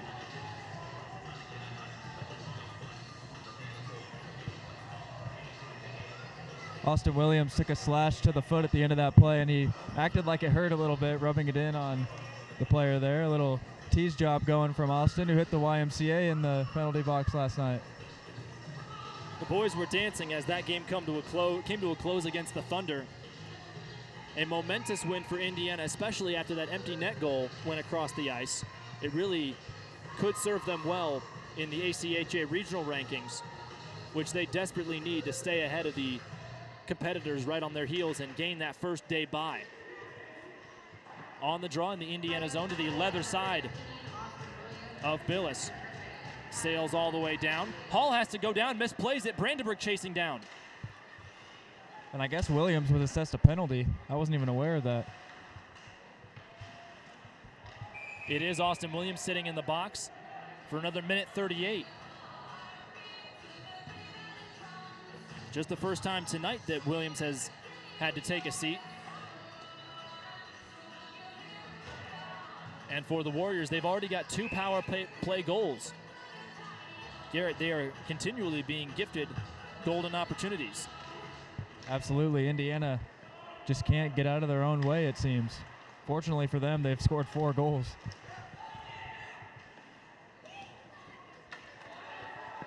Loose puck in the corner on the far side. Brandenburg charges in and then muscles his man around. Going after Stutzman, they do battle. And it slides from the far side to near. Slavin has it pop off his stick. Still trying to win it back with 70 seconds before Indiana's back on full strength. Simino shadows his man as it goes into the corner on the far side. Kicked away by Rudolph. Slavin sidesteps, and they're able to clear it. Here comes McKay chasing it down. Hall steps up and feathers it against the boards. Over towards Slavin, shorthanded. Right off the edge of his tape. Scooped up by Jensen, heading the other way. 2-on-2 rush. Near side, sharp angle shot. Kick saved by Billis, and he flops down on top of it, pouncing like a cat. and still 41 seconds left on this penalty being assessed to Austin Williams. The Indiana penalty kills looked a lot better on this go-around, Wex. They've already given up 2 power play goals in the game, as we mentioned, and it looks like they're starting to learn from their mistakes a little bit and not pursue the puck as much until it gets deeper. Hoosiers winning the face-off battle here in the second. But for now, it's on the Warriors tape. Slow pass along the blue line, taken by Carmichael. He's already got 1 goal tonight, and he gets bodied. Shoulder straight to the chest, and he'll skate over slowly toward the bench. 20 seconds to go before it's 5-a-side again. 6:20 to go in the game, in the second rather. Stepping up to pass it forward. Kistel shorthanded, gets it jammed off his tape. Circling around is Donovan Ballesteri. An absolute unit out there, G. Absolutely. The big man picked up his first penalty of the year earlier in this one. Centering pass right in front. That's Juarez trying to chop at it. Pushed forward and sent all the way across. Icing waved off. DiLorenzo gives chase. Castricani moves forward, tries a centering pass, and it's kicked aside by the skate boot of a Warrior. DiLorenzo dishes toward Kissel, a shot, and now we've got 2 players giving each other some face washes against the glass. Looks like Antoine Nicole getting tied up with Castricani. Yeah, they took turns slashing each other, and now it looks like they're both heading to the box as well. We may be looking square in the face of another 4-on-4, Garrett. 4-on-4s were the friend of the Hoosiers last night, as they were able to get 1 goal on a 4-on-4 against Trine. And earlier in the season, that was their bread and butter when they couldn't score on power plays. Started off the year 0 for 25 in 5-on-4 advantages, and had 4 or 5 situations where a 4-on-4 resulted in them having extra space to work around and letting Will Jeremy weave through. Absolutely, they're big fans of the 4-on-4, especially when they've got the extra ice space not being at the Frank like we talked about. It's going to be even more open now for them. As we just mentioned, Will Jeremy, one of the guys out there on the ice right now. 5:41 to go in the middle period. 4-2, the Hoosiers on the road in Fort Wayne on top. And Jeremy flicks the puck against the glass. Good sidestep and change of direction and change of pace by Noon. His pass slides into the center ice logo, and it's stolen by Jeremy. Jeremy gets twisted around. No call, as it looked like he was tripped. The Hoosiers bench is still livid over there. And getting in on some of these shouting is our buddy Slick on the bench. Carried forward, there's Noon who lugged the mail. Still 4-on-4 for another 90 seconds. Into the corner. Wobbler of a puck goes under the legs of Juarez. Now played into no man's land by Schauler. Pass to no one in particular. Williams deflects it against the wall and back to the end zone where it slides through the crease. 15 minutes or so have elapsed here in the second. 66 seconds before we go back to 5-a-side. Williams tries a centering pass, holds onto it still. Wraparound attempt, and he nearly turned the corner. Slavin plays it the length of the blue line to Kicker. He sonks and then has to quickly outlet it toward Jeremy. He moves in. Jeremy's shot right into the paraphernalia of Hall with 47 seconds left on this 4-on-4 and 4:28 to go here in the frame. Indiana with a 7-4 edge in the shot department, Wex, and really most of the shots for Indiana Tech came at the beginning of the period as well. They've been shut down here in these last 10 minutes or so.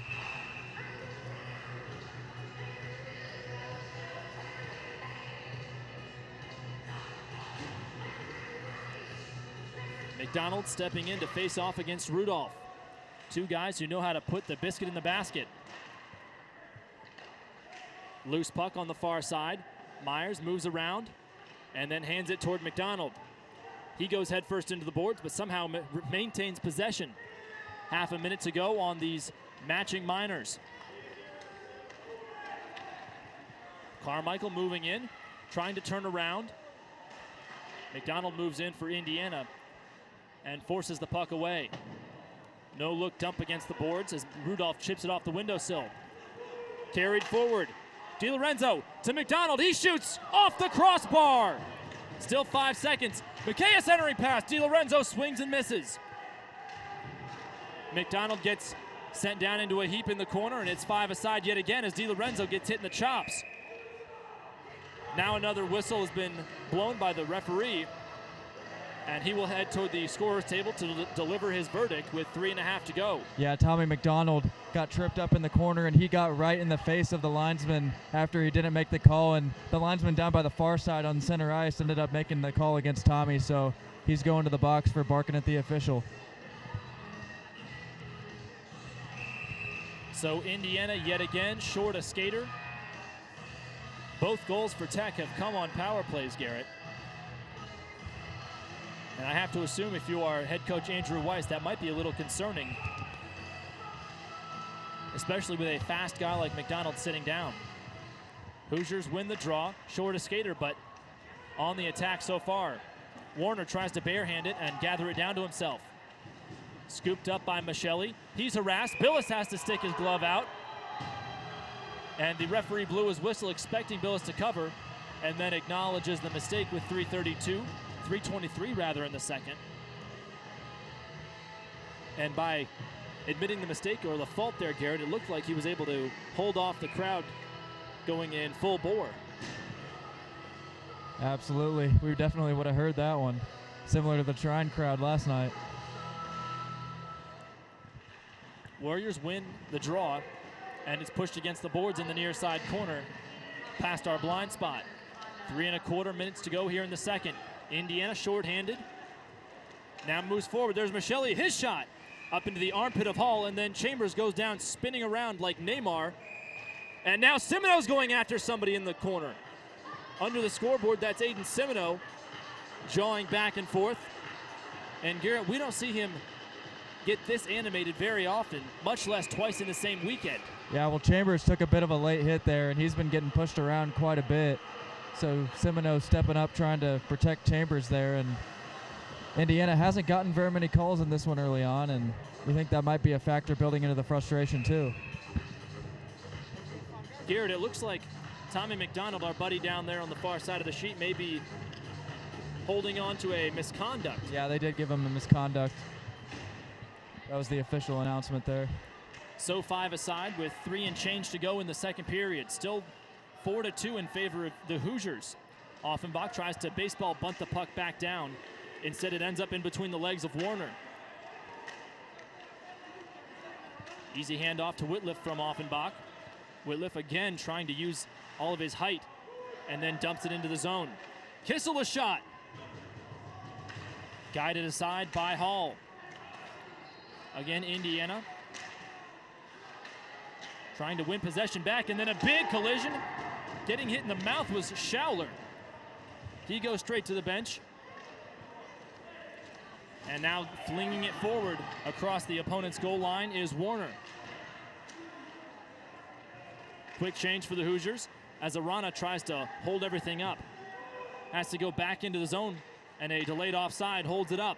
Now Castricani twirls around, pirouettes, and then is dispossessed by Stutzman moving in. 120 seconds to go before the second intermission. Stolen away, and carrying it is Wilson. Being harassed from behind, hands it off to the far side, Barvase. Sliding right in front, and Kissel guides the puck to the side safely. Now Timmons chops at it, still can't clear the zone or gain possession back. 100 seconds to go before the buzzer. Right in front of the net, Timmons has to kick it aside. Another big collision, and DiLorenzo has a stretch pass. Gets yanked around and tries to outrun his man, but the puck takes an odd deflection. Big hit by DiLorenzo. And Slavin now moving in, trying to make something happen. DiLorenzo one-timer. Almost had that back post open. Billis goes down onto his knees and gently taps it toward his D-man, McKay. McKay into the trapezoid, feathers the pass, and it's back toward McKay, who has to chop at it himself. Slavin leaves it for Williams, who in turn cuts back and back skates before McKay is able to find an option. Two-line pass. Here comes Jeremy moving in. He gets hacked. Slavin behind the cage. Centering pass. DiLorenzo moves in, but not in time. Pushing forward is Eisenbarger, one of the Eisenbarger brothers on this team. He works the goal line. Sharp angle shot. Scores! Caden Carmichael might very well have his second of the night. 4-3 in the waning moments of this middle period. And the Warriors are not done just yet, Garrett. Yeah, it was tough to see what happened there. It looked like it was another odd bounce that just went past Billis. Carmichael now in double digits in goals this season with 10. And just 29.4 up on the clock. Has to be a deflating feeling for the Hoosiers right now.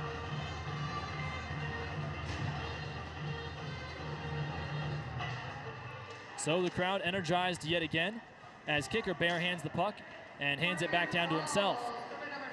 Long wobbler right in front of Billis. He has to slide over awkwardly and handle it. Chop against the boards, and then buried in the corner is Williams. Shot around, bounces off the glass and into the near side boards. Michele sidesteps a squish, and Simino chases down the other number 27. Chambers barehanded play. Kicked aside and slides across the center ice.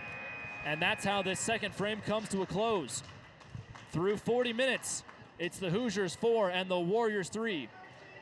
Shots on goal in this period, 10-5 for the Hoosiers, but it started off all Tech, Garrett, as they were quick to jump on Indiana in that first 5 minutes or so. Absolutely. Indiana roared back and ended up taking another 2-goal lead, but a very bad close to that second frame, as they give up the goal towards the end, just 29 seconds remaining, and going into the third only up 1 feels a lot different than if they would have just stopped that one from going in. We'll send our man Goose down to ice level to talk to somebody of his choosing during the intermission, but in the meantime, alongside Garrett Drake, I'm Sam Weixler. 4-3 the score after 2 periods on the Indiana Hockey Broadcast Network.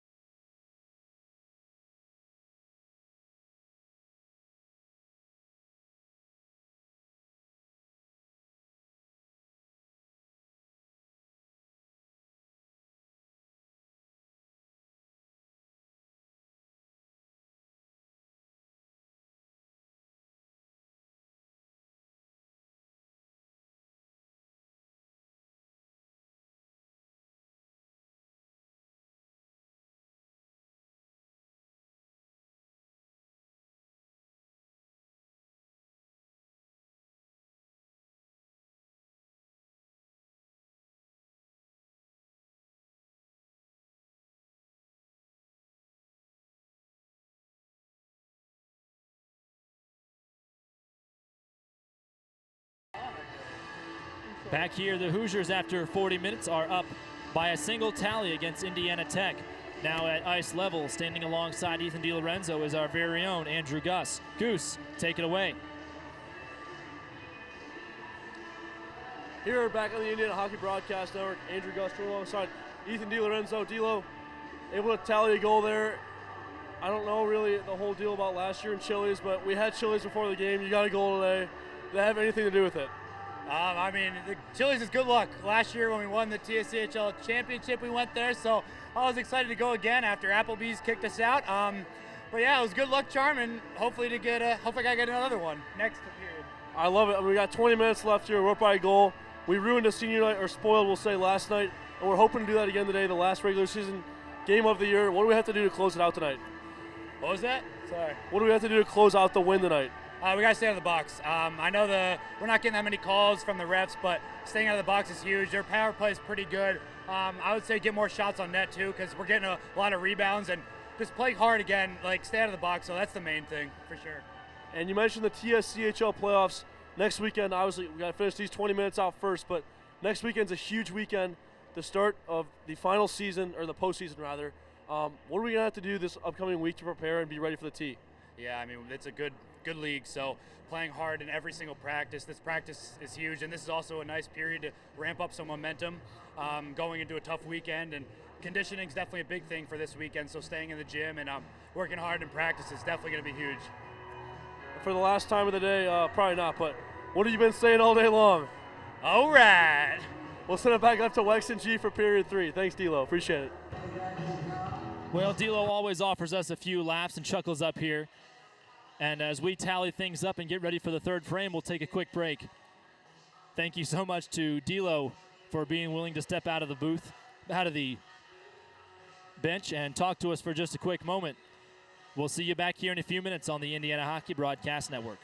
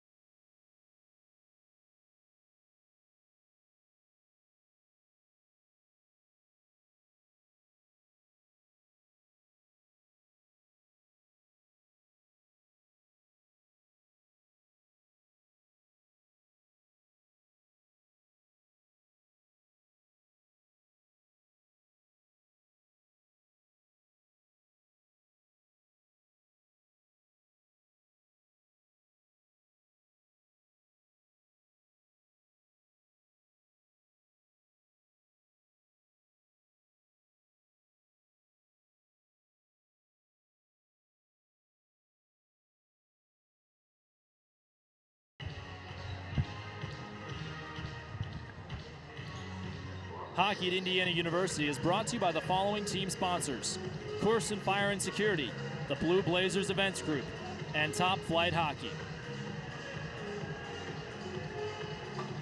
Well, Garrett, one last run for the Roses for you and I. After a blast I've had the past 2 years, finally comes to a close here in the regular season. Now, obviously, you and I will be traveling with the rest of our broadcast crew to cover the first round games of the TSCHL tournament. But what a ride it's been. Absolutely. Couldn't have said it any better myself. I'm blessed to still have another year with this team. The past couple have been a heck of a ride, but hey, it's not over yet. So we don't want to jump the gun too early. Last regular season game, still a major accomplishment though, so congratulations, my friend. I'm sure it's been a heck of a journey for you from where you started to where you are now, so congratulations. And in that sentiment, we will be passing out information about how you can help support the Indiana Hockey Broadcast Network going forward. Some funds might need to be raised and helping give these guys a little boost for new equipment after I leave, and a lot of it goes with me, unfortunately, Garrett. That's just the nature of being in broadcasting for the past almost a decade at this point. Oh yeah, there's going to be turnover, just like graduating seniors on the team. The team roster's not going to look the same next year, so our equipment's not going to look the same next year. We're going to have some new faces as well, but hey, we'll figure it out.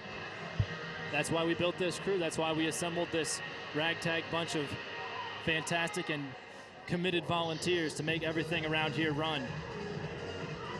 And I wouldn't have it any other way, Garrett. I'm proud of you guys and can't wait to watch next year. 4-3 the score in favor of the Hoosiers here at the SportOne Parkview Icehouse in the Fort Wayne area. Sam Weixler alongside Garrett Drake for the final frame of regulation in the regular season. Here on senior night, as Andrew Gus talked with Ethan DiLorenzo about Indiana trying to spoil another senior night on back-to-back days. And they're off in the final frame before the postseason begins. DiLorenzo quickly tries to center a pass, and it's collected by the Warriors. Pushing forward is Jensen.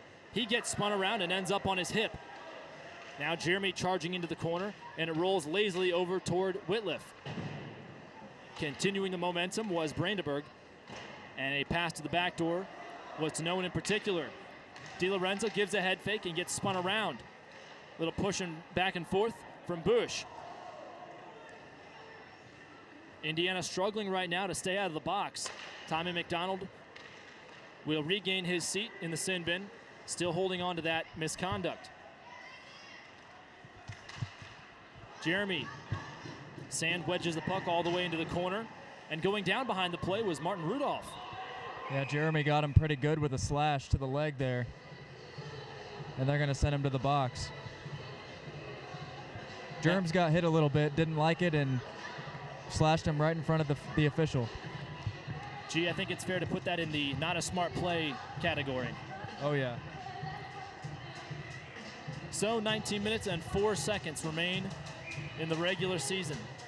A 2-minute misdemeanor assessed to Will Jeremy, and two of the fastest guys for Indiana are in the box right now, Jeremy and McDonald.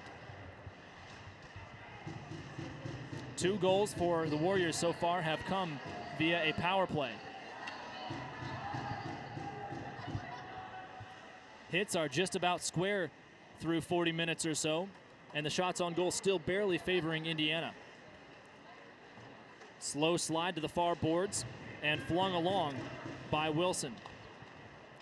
Simoneau tries to outlet it to Chambers, and he'll have to chase it down. Instead, he turns tail and heads toward the bench as both sides will get a wholesale change. 78 seconds remaining before this turns into a 5-on-5, and Will Jeremy leaves the sin bin. Flicked against the boards and sailing at glass height before the puck is retrieved by Martin Rudolph, the one who drew that penalty in the first place. Myers tries to run the weave around a man. A quick shot from a sharp angle, and Indiana has scored shorthanded. In the blind spot for us up here on the top tier of the rink, it appears to be Slavin getting goals on back-to-back days and doing the finger guns back toward the bench. First shot of the period for either side right there, Wex, and it comes short-handed for Slavin. What an odd situation, and now as Slavin goes from finger gun to the NHL 94 celebration with the stick over his head. Garrett, we haven't seen anyone do that, Selly, since Cade Kenyon last year. Oh yeah, broke that one out at Natty's. Puck played with a high stick, that's Carmichael, and it's pushed into the end zone before the whistle's blown. Still 49 seconds for Indiana shorthanded. And sitting in the box is Will Jeremy, who usually is the one that dangles and dekes around everybody with extra space on the ice. Yeah, he's not quite used to being in the perspective that he is now, but I think that might be the last penalty we see him get for quite some time. They don't come very often. Hoosiers win the draw, still shorthanded. They'll retreat and move back in toward no man's land. Parried aside and scooped up, retreating into the Warriors zone. Carmichael avoids a poke check and now gains some steam. Sweater fluttering in the breeze, played back to the blue line, held up, shot through traffic, hits a body in front, squirts out toward the high slot, and exits the zone entirely with 3/4 of this power play gone. 17 1/4 to go here in the third, 5-3 the score thanks to that most recent goal by Slavin. Centering pass to the back door. Unable to get to it was Carmichael. Penalty runs out and Jeremy hops onto the ice. Meyer ties his man up. Stretch pass flicked against the boards. All the way across. Kissel is able to get there in time and then dumps a man in the corner. To the near side. Pushed around by Offenbach. Arana back on. He throws the shoulder around. Offenbach steps up. He had a goal tonight already as well. His 4th of the year. Whitliff, facing the wrong direction, is able to outlet it toward Warner. And then a pass across the center logo toward Offenbach. Arana finds himself some space. Backhanded shot is pushed aside by the twig of the netminder Hall. Offenbach ropes it across toward Warner and then a D-to-D pass again. A lot of traffic in front. Here's Arana's shot, high, chested down. Offenbach, second chance. Unsuccessful yet again. Just to Kissel, his shot, score! Out of nowhere, the Hoosiers putting their mark on this game, 6-3 with 16 to go here in the third. And what a weird set of goals for Indiana. First, Slavin sends a wobbler through the legs of Hall, and now the captain, Kissel, adds to the total. Gee, some more finger guns out there for the boys. And just like that, they've doubled up Indiana Tech here, leading 6-3. And it looks like the Warriors don't quite know what just hit them. Again, the Hoosiers have silenced the home barn, and the puck slides unaccompanied into the end zone. Big hit as Brandenburg throws his shoulder into a man and then absorbs a hit to the face by Nicole. Loose puck to DiLorenzo. Decides to exit the zone, and that was Ballesteri sending his own man down into a heap. Jeremy tries to steal it away. Instead, it's poked away from him. Menger retreats, and Williams moves around. Through his own defensive third, across the center circle. Center line, that is. DiLorenzo pokes at it. Almost had a shot on goal. 4.5 have elapsed, and now some contact behind the play goes uncalled. Jeremy, quick turn on his edges, and pushes forward with a few crossovers. Jackknife through the defense, and then pushes the puck around into the corner. Kicked aside by Nicole. He swivels away from another hit. And then going down into a bundle in front of the Warrior bench was Sean Barvet. Into the corner, rushes DiLorenzo. He frees the puck. Dishes no look to Slavin, who tries to tuck it around a man. Hall reaches from in front of the net and pokes it with his goaltender's stick. Change for the Hoosiers as Kissel tries to line a man up. Now McKay moves forward with possession. Castricani absorbs and guided along by McKay. Temporary offside and another interception by McKay in open ice. Seems like anytime Matthew McKay is out there, Garrett, he is just whizzing around, and even though he's a defenseman, often has the puck on his stick. Absolutely, his skating and puck handling exceptional for a D-man as he heads to the bench here. Tie up on the half-dashers, finally freed by the Warriors in their white sweaters. Big collision. Jensen dumps it off over toward Eisenbarger. His shot easily gloved by Billis before the traffic could make its way into town. 14:04 to go here in the third, and the Hoosiers have doubled up the Warriors so far. Leo Warner lost his stick there out by center ice, so fortunately Sammy Billis able to calmly grab that one and bring a stoppage. Now Warner receives his twig from the official. Still no shots for Indiana Tech.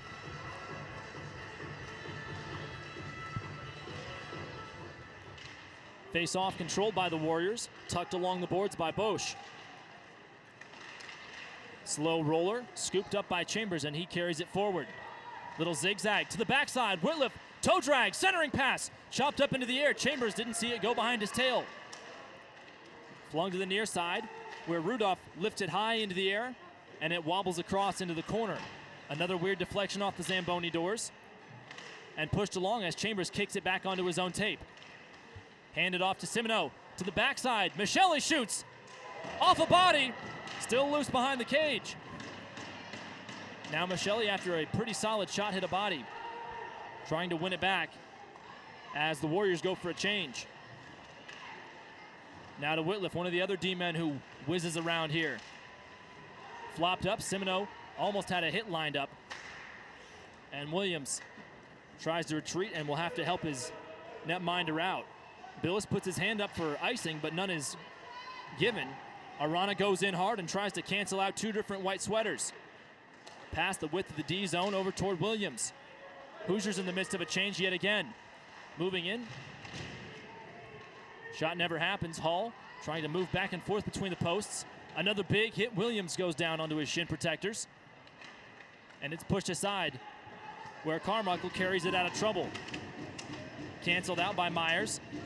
And some vicious stick swinging taking place in front of us.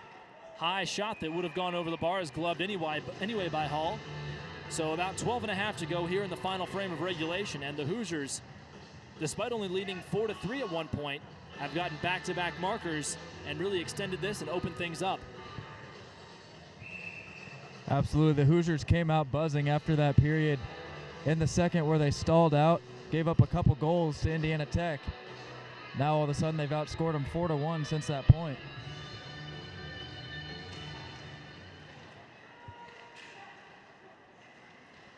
A dozen minutes plus 20 seconds to play here in the third. McKay moving his neck back and forth, trying to find an open skating lane. Our boy T-Mac is out of the box and skating around as the puck slides between his legs. Quick stick handling right in front. Brandenburg chops at it, and it ends up bouncing toward Hall, who scoops it up willingly with an even 12 minutes to go.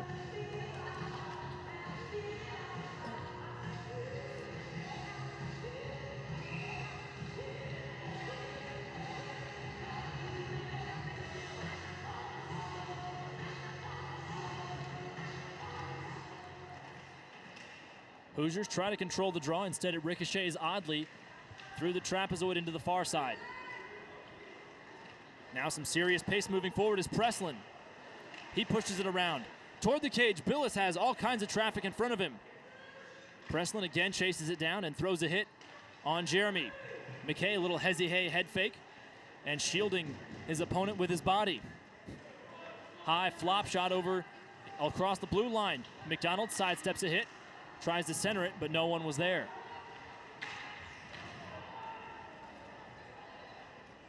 Big man Ballesteri. Ballesteri. Slow on his edges there, but plays the puck forward. Now under Brandenburg. He watches it, and it's poked off his stick before he wins it back. 5-iron into the far side corner diagonally, and Castricani throws on the brakes. Digging in against him is Wilson. Some pushing back and forth and a little kicking too, just for good measure. Castricani trying to go in on all four, his hands and his knees. Now into the corner. Wrapping back around is Wilson. Puck reemerges in the far corner, and it's flung into the trapezoid again. Nearing the halfway point in this period here, Wex, Indiana has to try to just get out of here without any insult to injury as Slavin gets taken down, tangled up behind the play. A lot of incidental contact today, Garrett. They can't afford to lose anybody before the T tournament starts. Michelli tries to dish back to Castricani, but he had visitors there. Pushing forward is Wilson. Across the goal line, and a big hip check was lined up by Williams, but did not make solid contact. Half of this third period has elapsed. The result, 2 goals for Indiana so far. Easy 1-2 pass between Williams and Warner behind their own cage. Now to the far side through the dot. Warner pushes along. Stretch pass ends up being pushed away by Nicole. Stolen free and then sent in front of the scorer's table off the stick of Schauler. Slavin collects it. A little bit of a wobbler, chopped down by Arana. He swats at it and flings it up over towards Slavin. Intended pass toward Offenbach is picked, and Nicole pushes along in front of the Hoosier bench. Shot at foot height, doesn't hit the target. And then the second one collected by Offenbach. Stretch pass to Kissel after a little deflection. Icing is not waved off, pardon me, with 9:15 to go here in the third. Kissel definitely touched that puck. Looks like he was telling the linesman there that one should not have been called icing.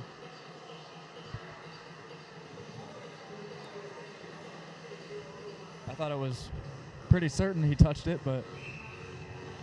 Well, sometimes your eyes and your ears can deceive you, Garrett. 9 1/4 to go here in the third. Indiana up by a trio of goals, 2 of which have come here in the third. Whitliff, a fierce battle trying to poke the puck free. Arana has a man dead to rights and then spins him down. Whitliff trying to wheel and then nearly loses it. Puck wobbles across the blue line. Kissel's already got one. Hands to Arana, couldn't get the shot off. And then a little zigzag action by the Warriors D-men forces the puck up and out of play with under 9 minutes to go.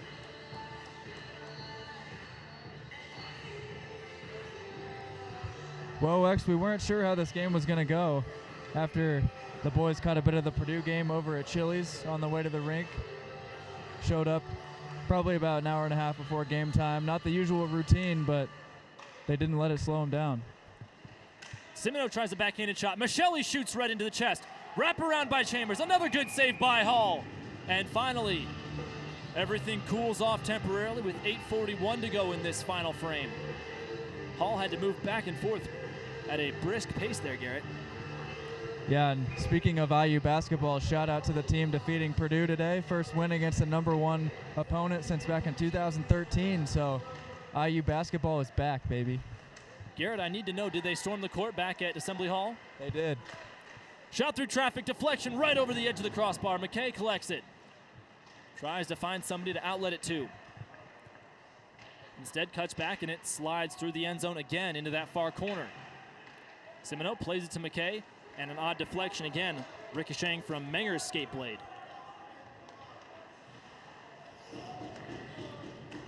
Pass up forward, Chambers. Soft mitts and then lay it off for Michelli. He goes in and then gets spun around. Myers a shot, scores! A bottle rocket from Ray Myers makes it an even touchdown for the Hoosiers. 7-3 with 8 minutes to play here in the third.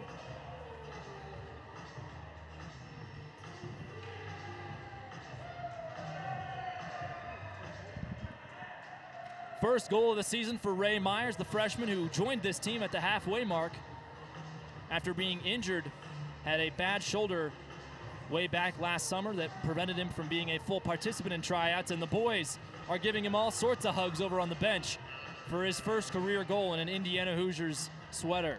Somebody get that puck. I think a puck just did sail over the bench, so they'll have to put some tape on it and find a Sharpie lying around. Just saw it go into the pocket of assistant coach Ricky Miles, so it's in good hands. Well, Slick will keep good care of it as the puck, the one in play rather, goes into the Indiana bench. And the whistle's been blown.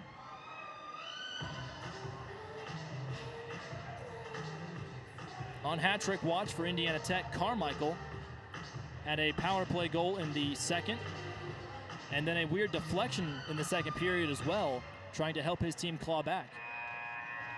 This time, though, he ends up in the box for a misdemeanor.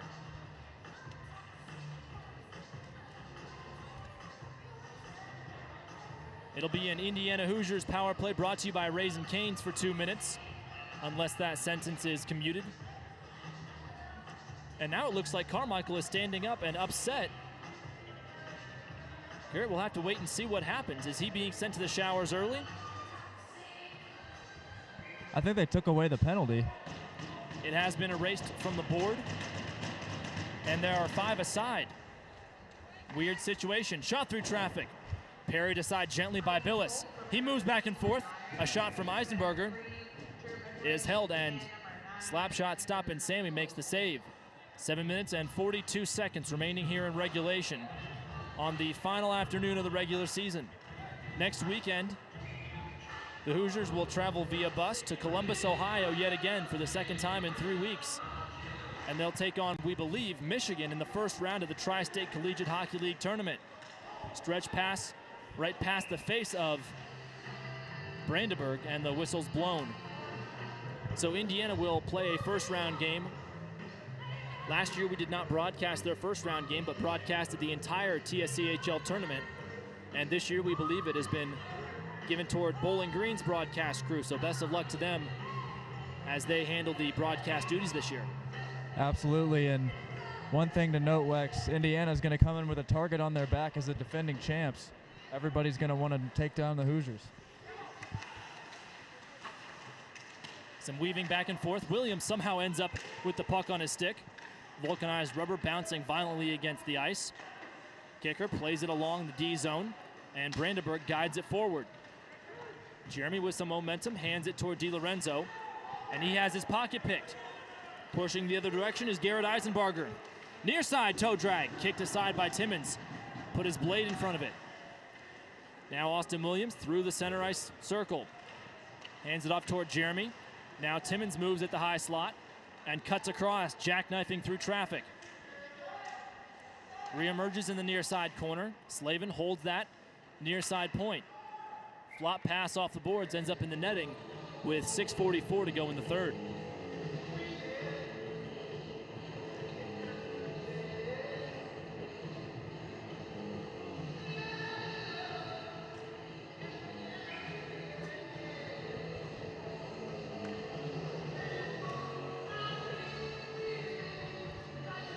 Face off to the glove side of the Warrior netminder.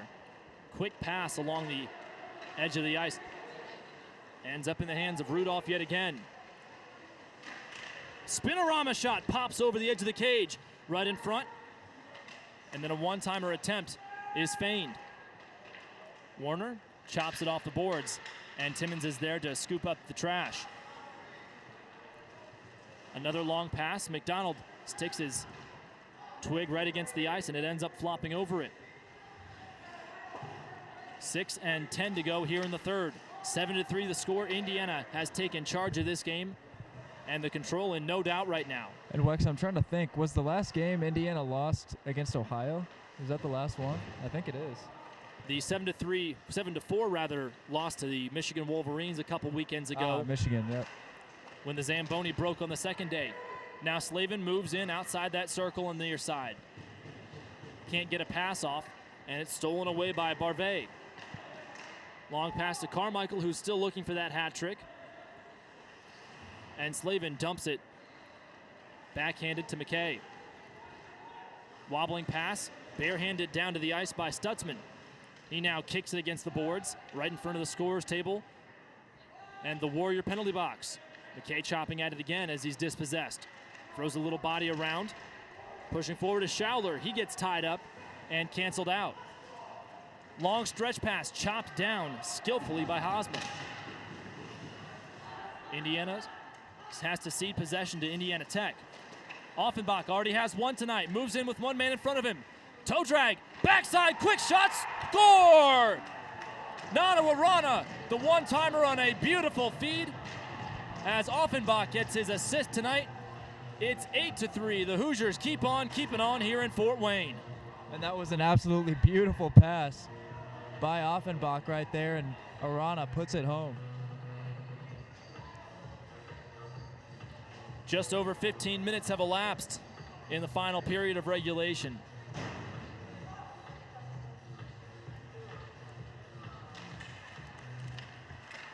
Hoosiers win the draw, and we'll try to control and cancel out the rest of this clock. Garrett, it's been an interesting season to say the least. At the start of this campaign, the Hoosiers would win on Friday night and then put themselves into a pretzel and lose on Saturdays, and we called it the Saturday Scaries for a good couple months there. I think it's safe to say we can put that behind everything. Kept in the zone by McKay. His shot is pushed aside, thanks to the towering Ballesteri. Billis taps the puck into the corner with 4 minutes and 20 seconds to go here in regulation. A 5-goal margin has been opened up by the Hoosiers. Everybody getting in on the action. Offenbach with 2 points tonight, picks his eyes up and gently hands it off toward McKay. He gets pushed from behind. Kissel trying to drag his leg, thought he was onside, but the linesman thinks differently. Under 4 minutes to play.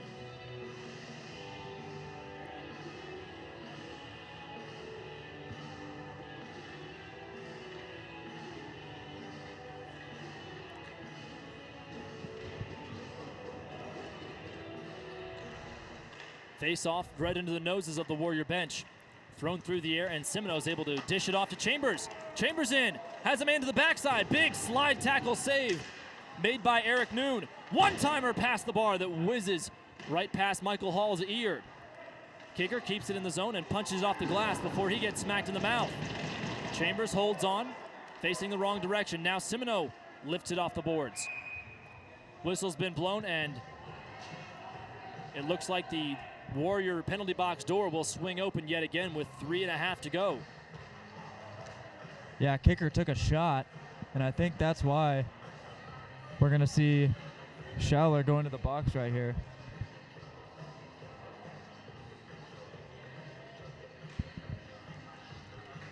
It'll be a 2-minute power play for the Indiana Hoosiers, presented by Raising Cane's. And Garrett, quite possibly the last Raising Cane's power play of the regular season. Hoosiers win the draw, controlling in the zone. 2-minute power play in order.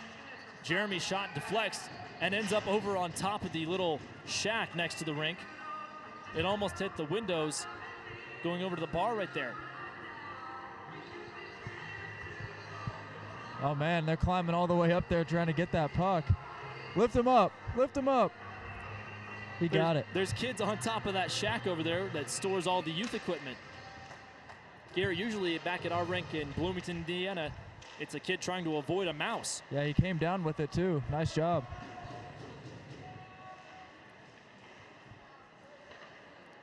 Still 100 seconds left on this power play. 3 minutes and change to go in the period. Shot right in front. Kick saved by Hall, stretching out with his left leg. DiLorenzo lunges at the puck but can't keep it in the zone, and it slides unabated past the Indiana bench. DiLorenzo cut back toward Michelli.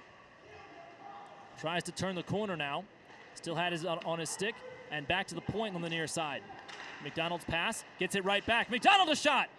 Held by the arm and the elbow of Hall. And boy, there was all kinds of traffic right in front of him. Whole lot of trees in that forest. Absolutely. Somehow McDonald made it all the way through. Just couldn't quite get it past the netminder there. Michael Hall. 70 seconds before the box will be empty. 8-3 the score. The Hoosiers have got a stranglehold on this game right now. Warner moves around, hands off to Castricani. Still circling around a small point. Fake one-timer from Williams. No look pass, dishing it to the boards. That's Warner a shot, deflected right in front, kicked down. Castricani a shot, scores! A 6-goal lead for the Hoosiers with 2:24 to go and a power play marker, the second of the game for Indiana.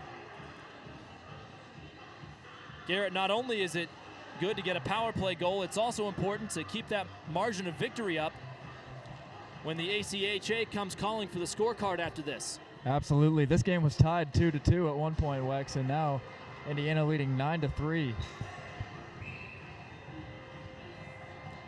It seems as though the shock of the most recent Indiana Hoosiers goal has caused someone to drop their beverage of choice, and there's glass all over the ground behind us.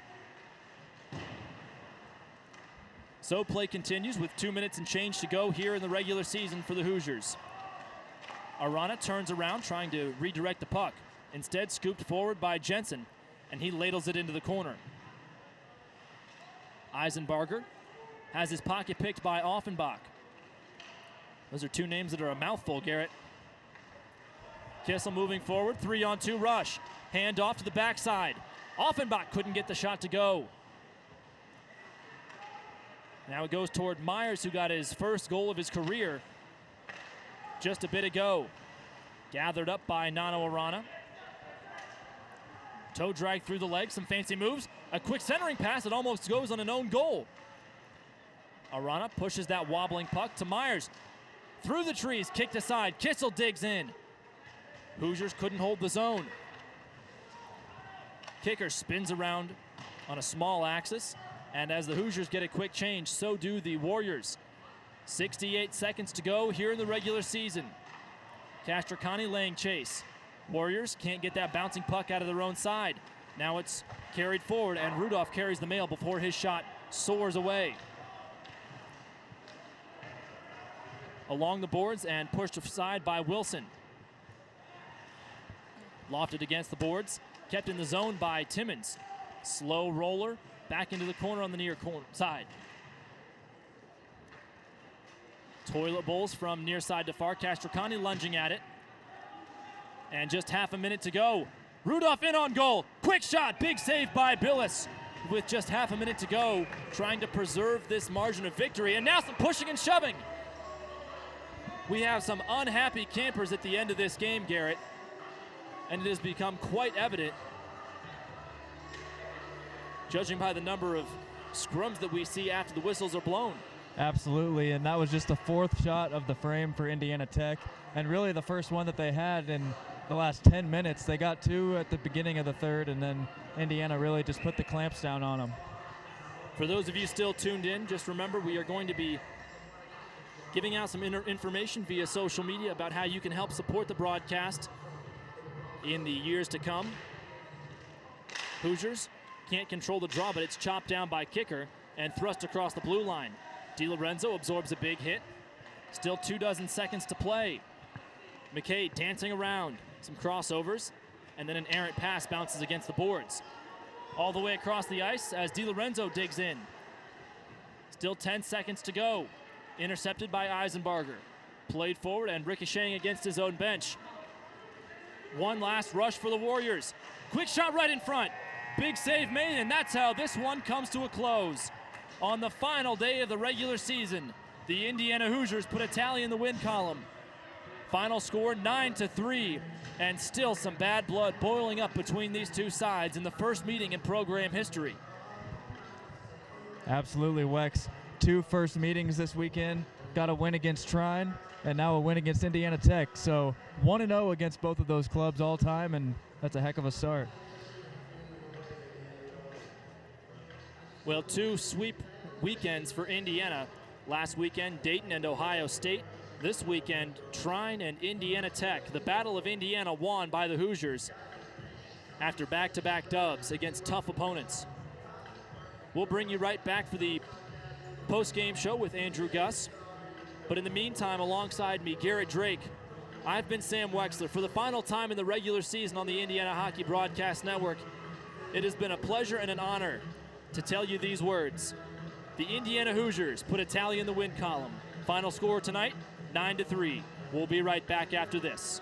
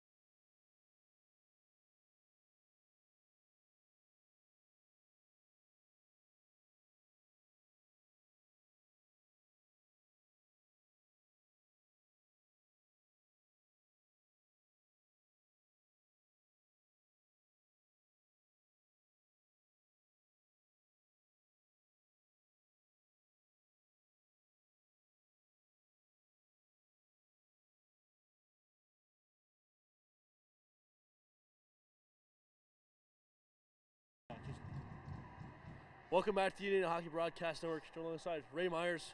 Raymond, first goal ever today as a Hoosier. What was the experience like?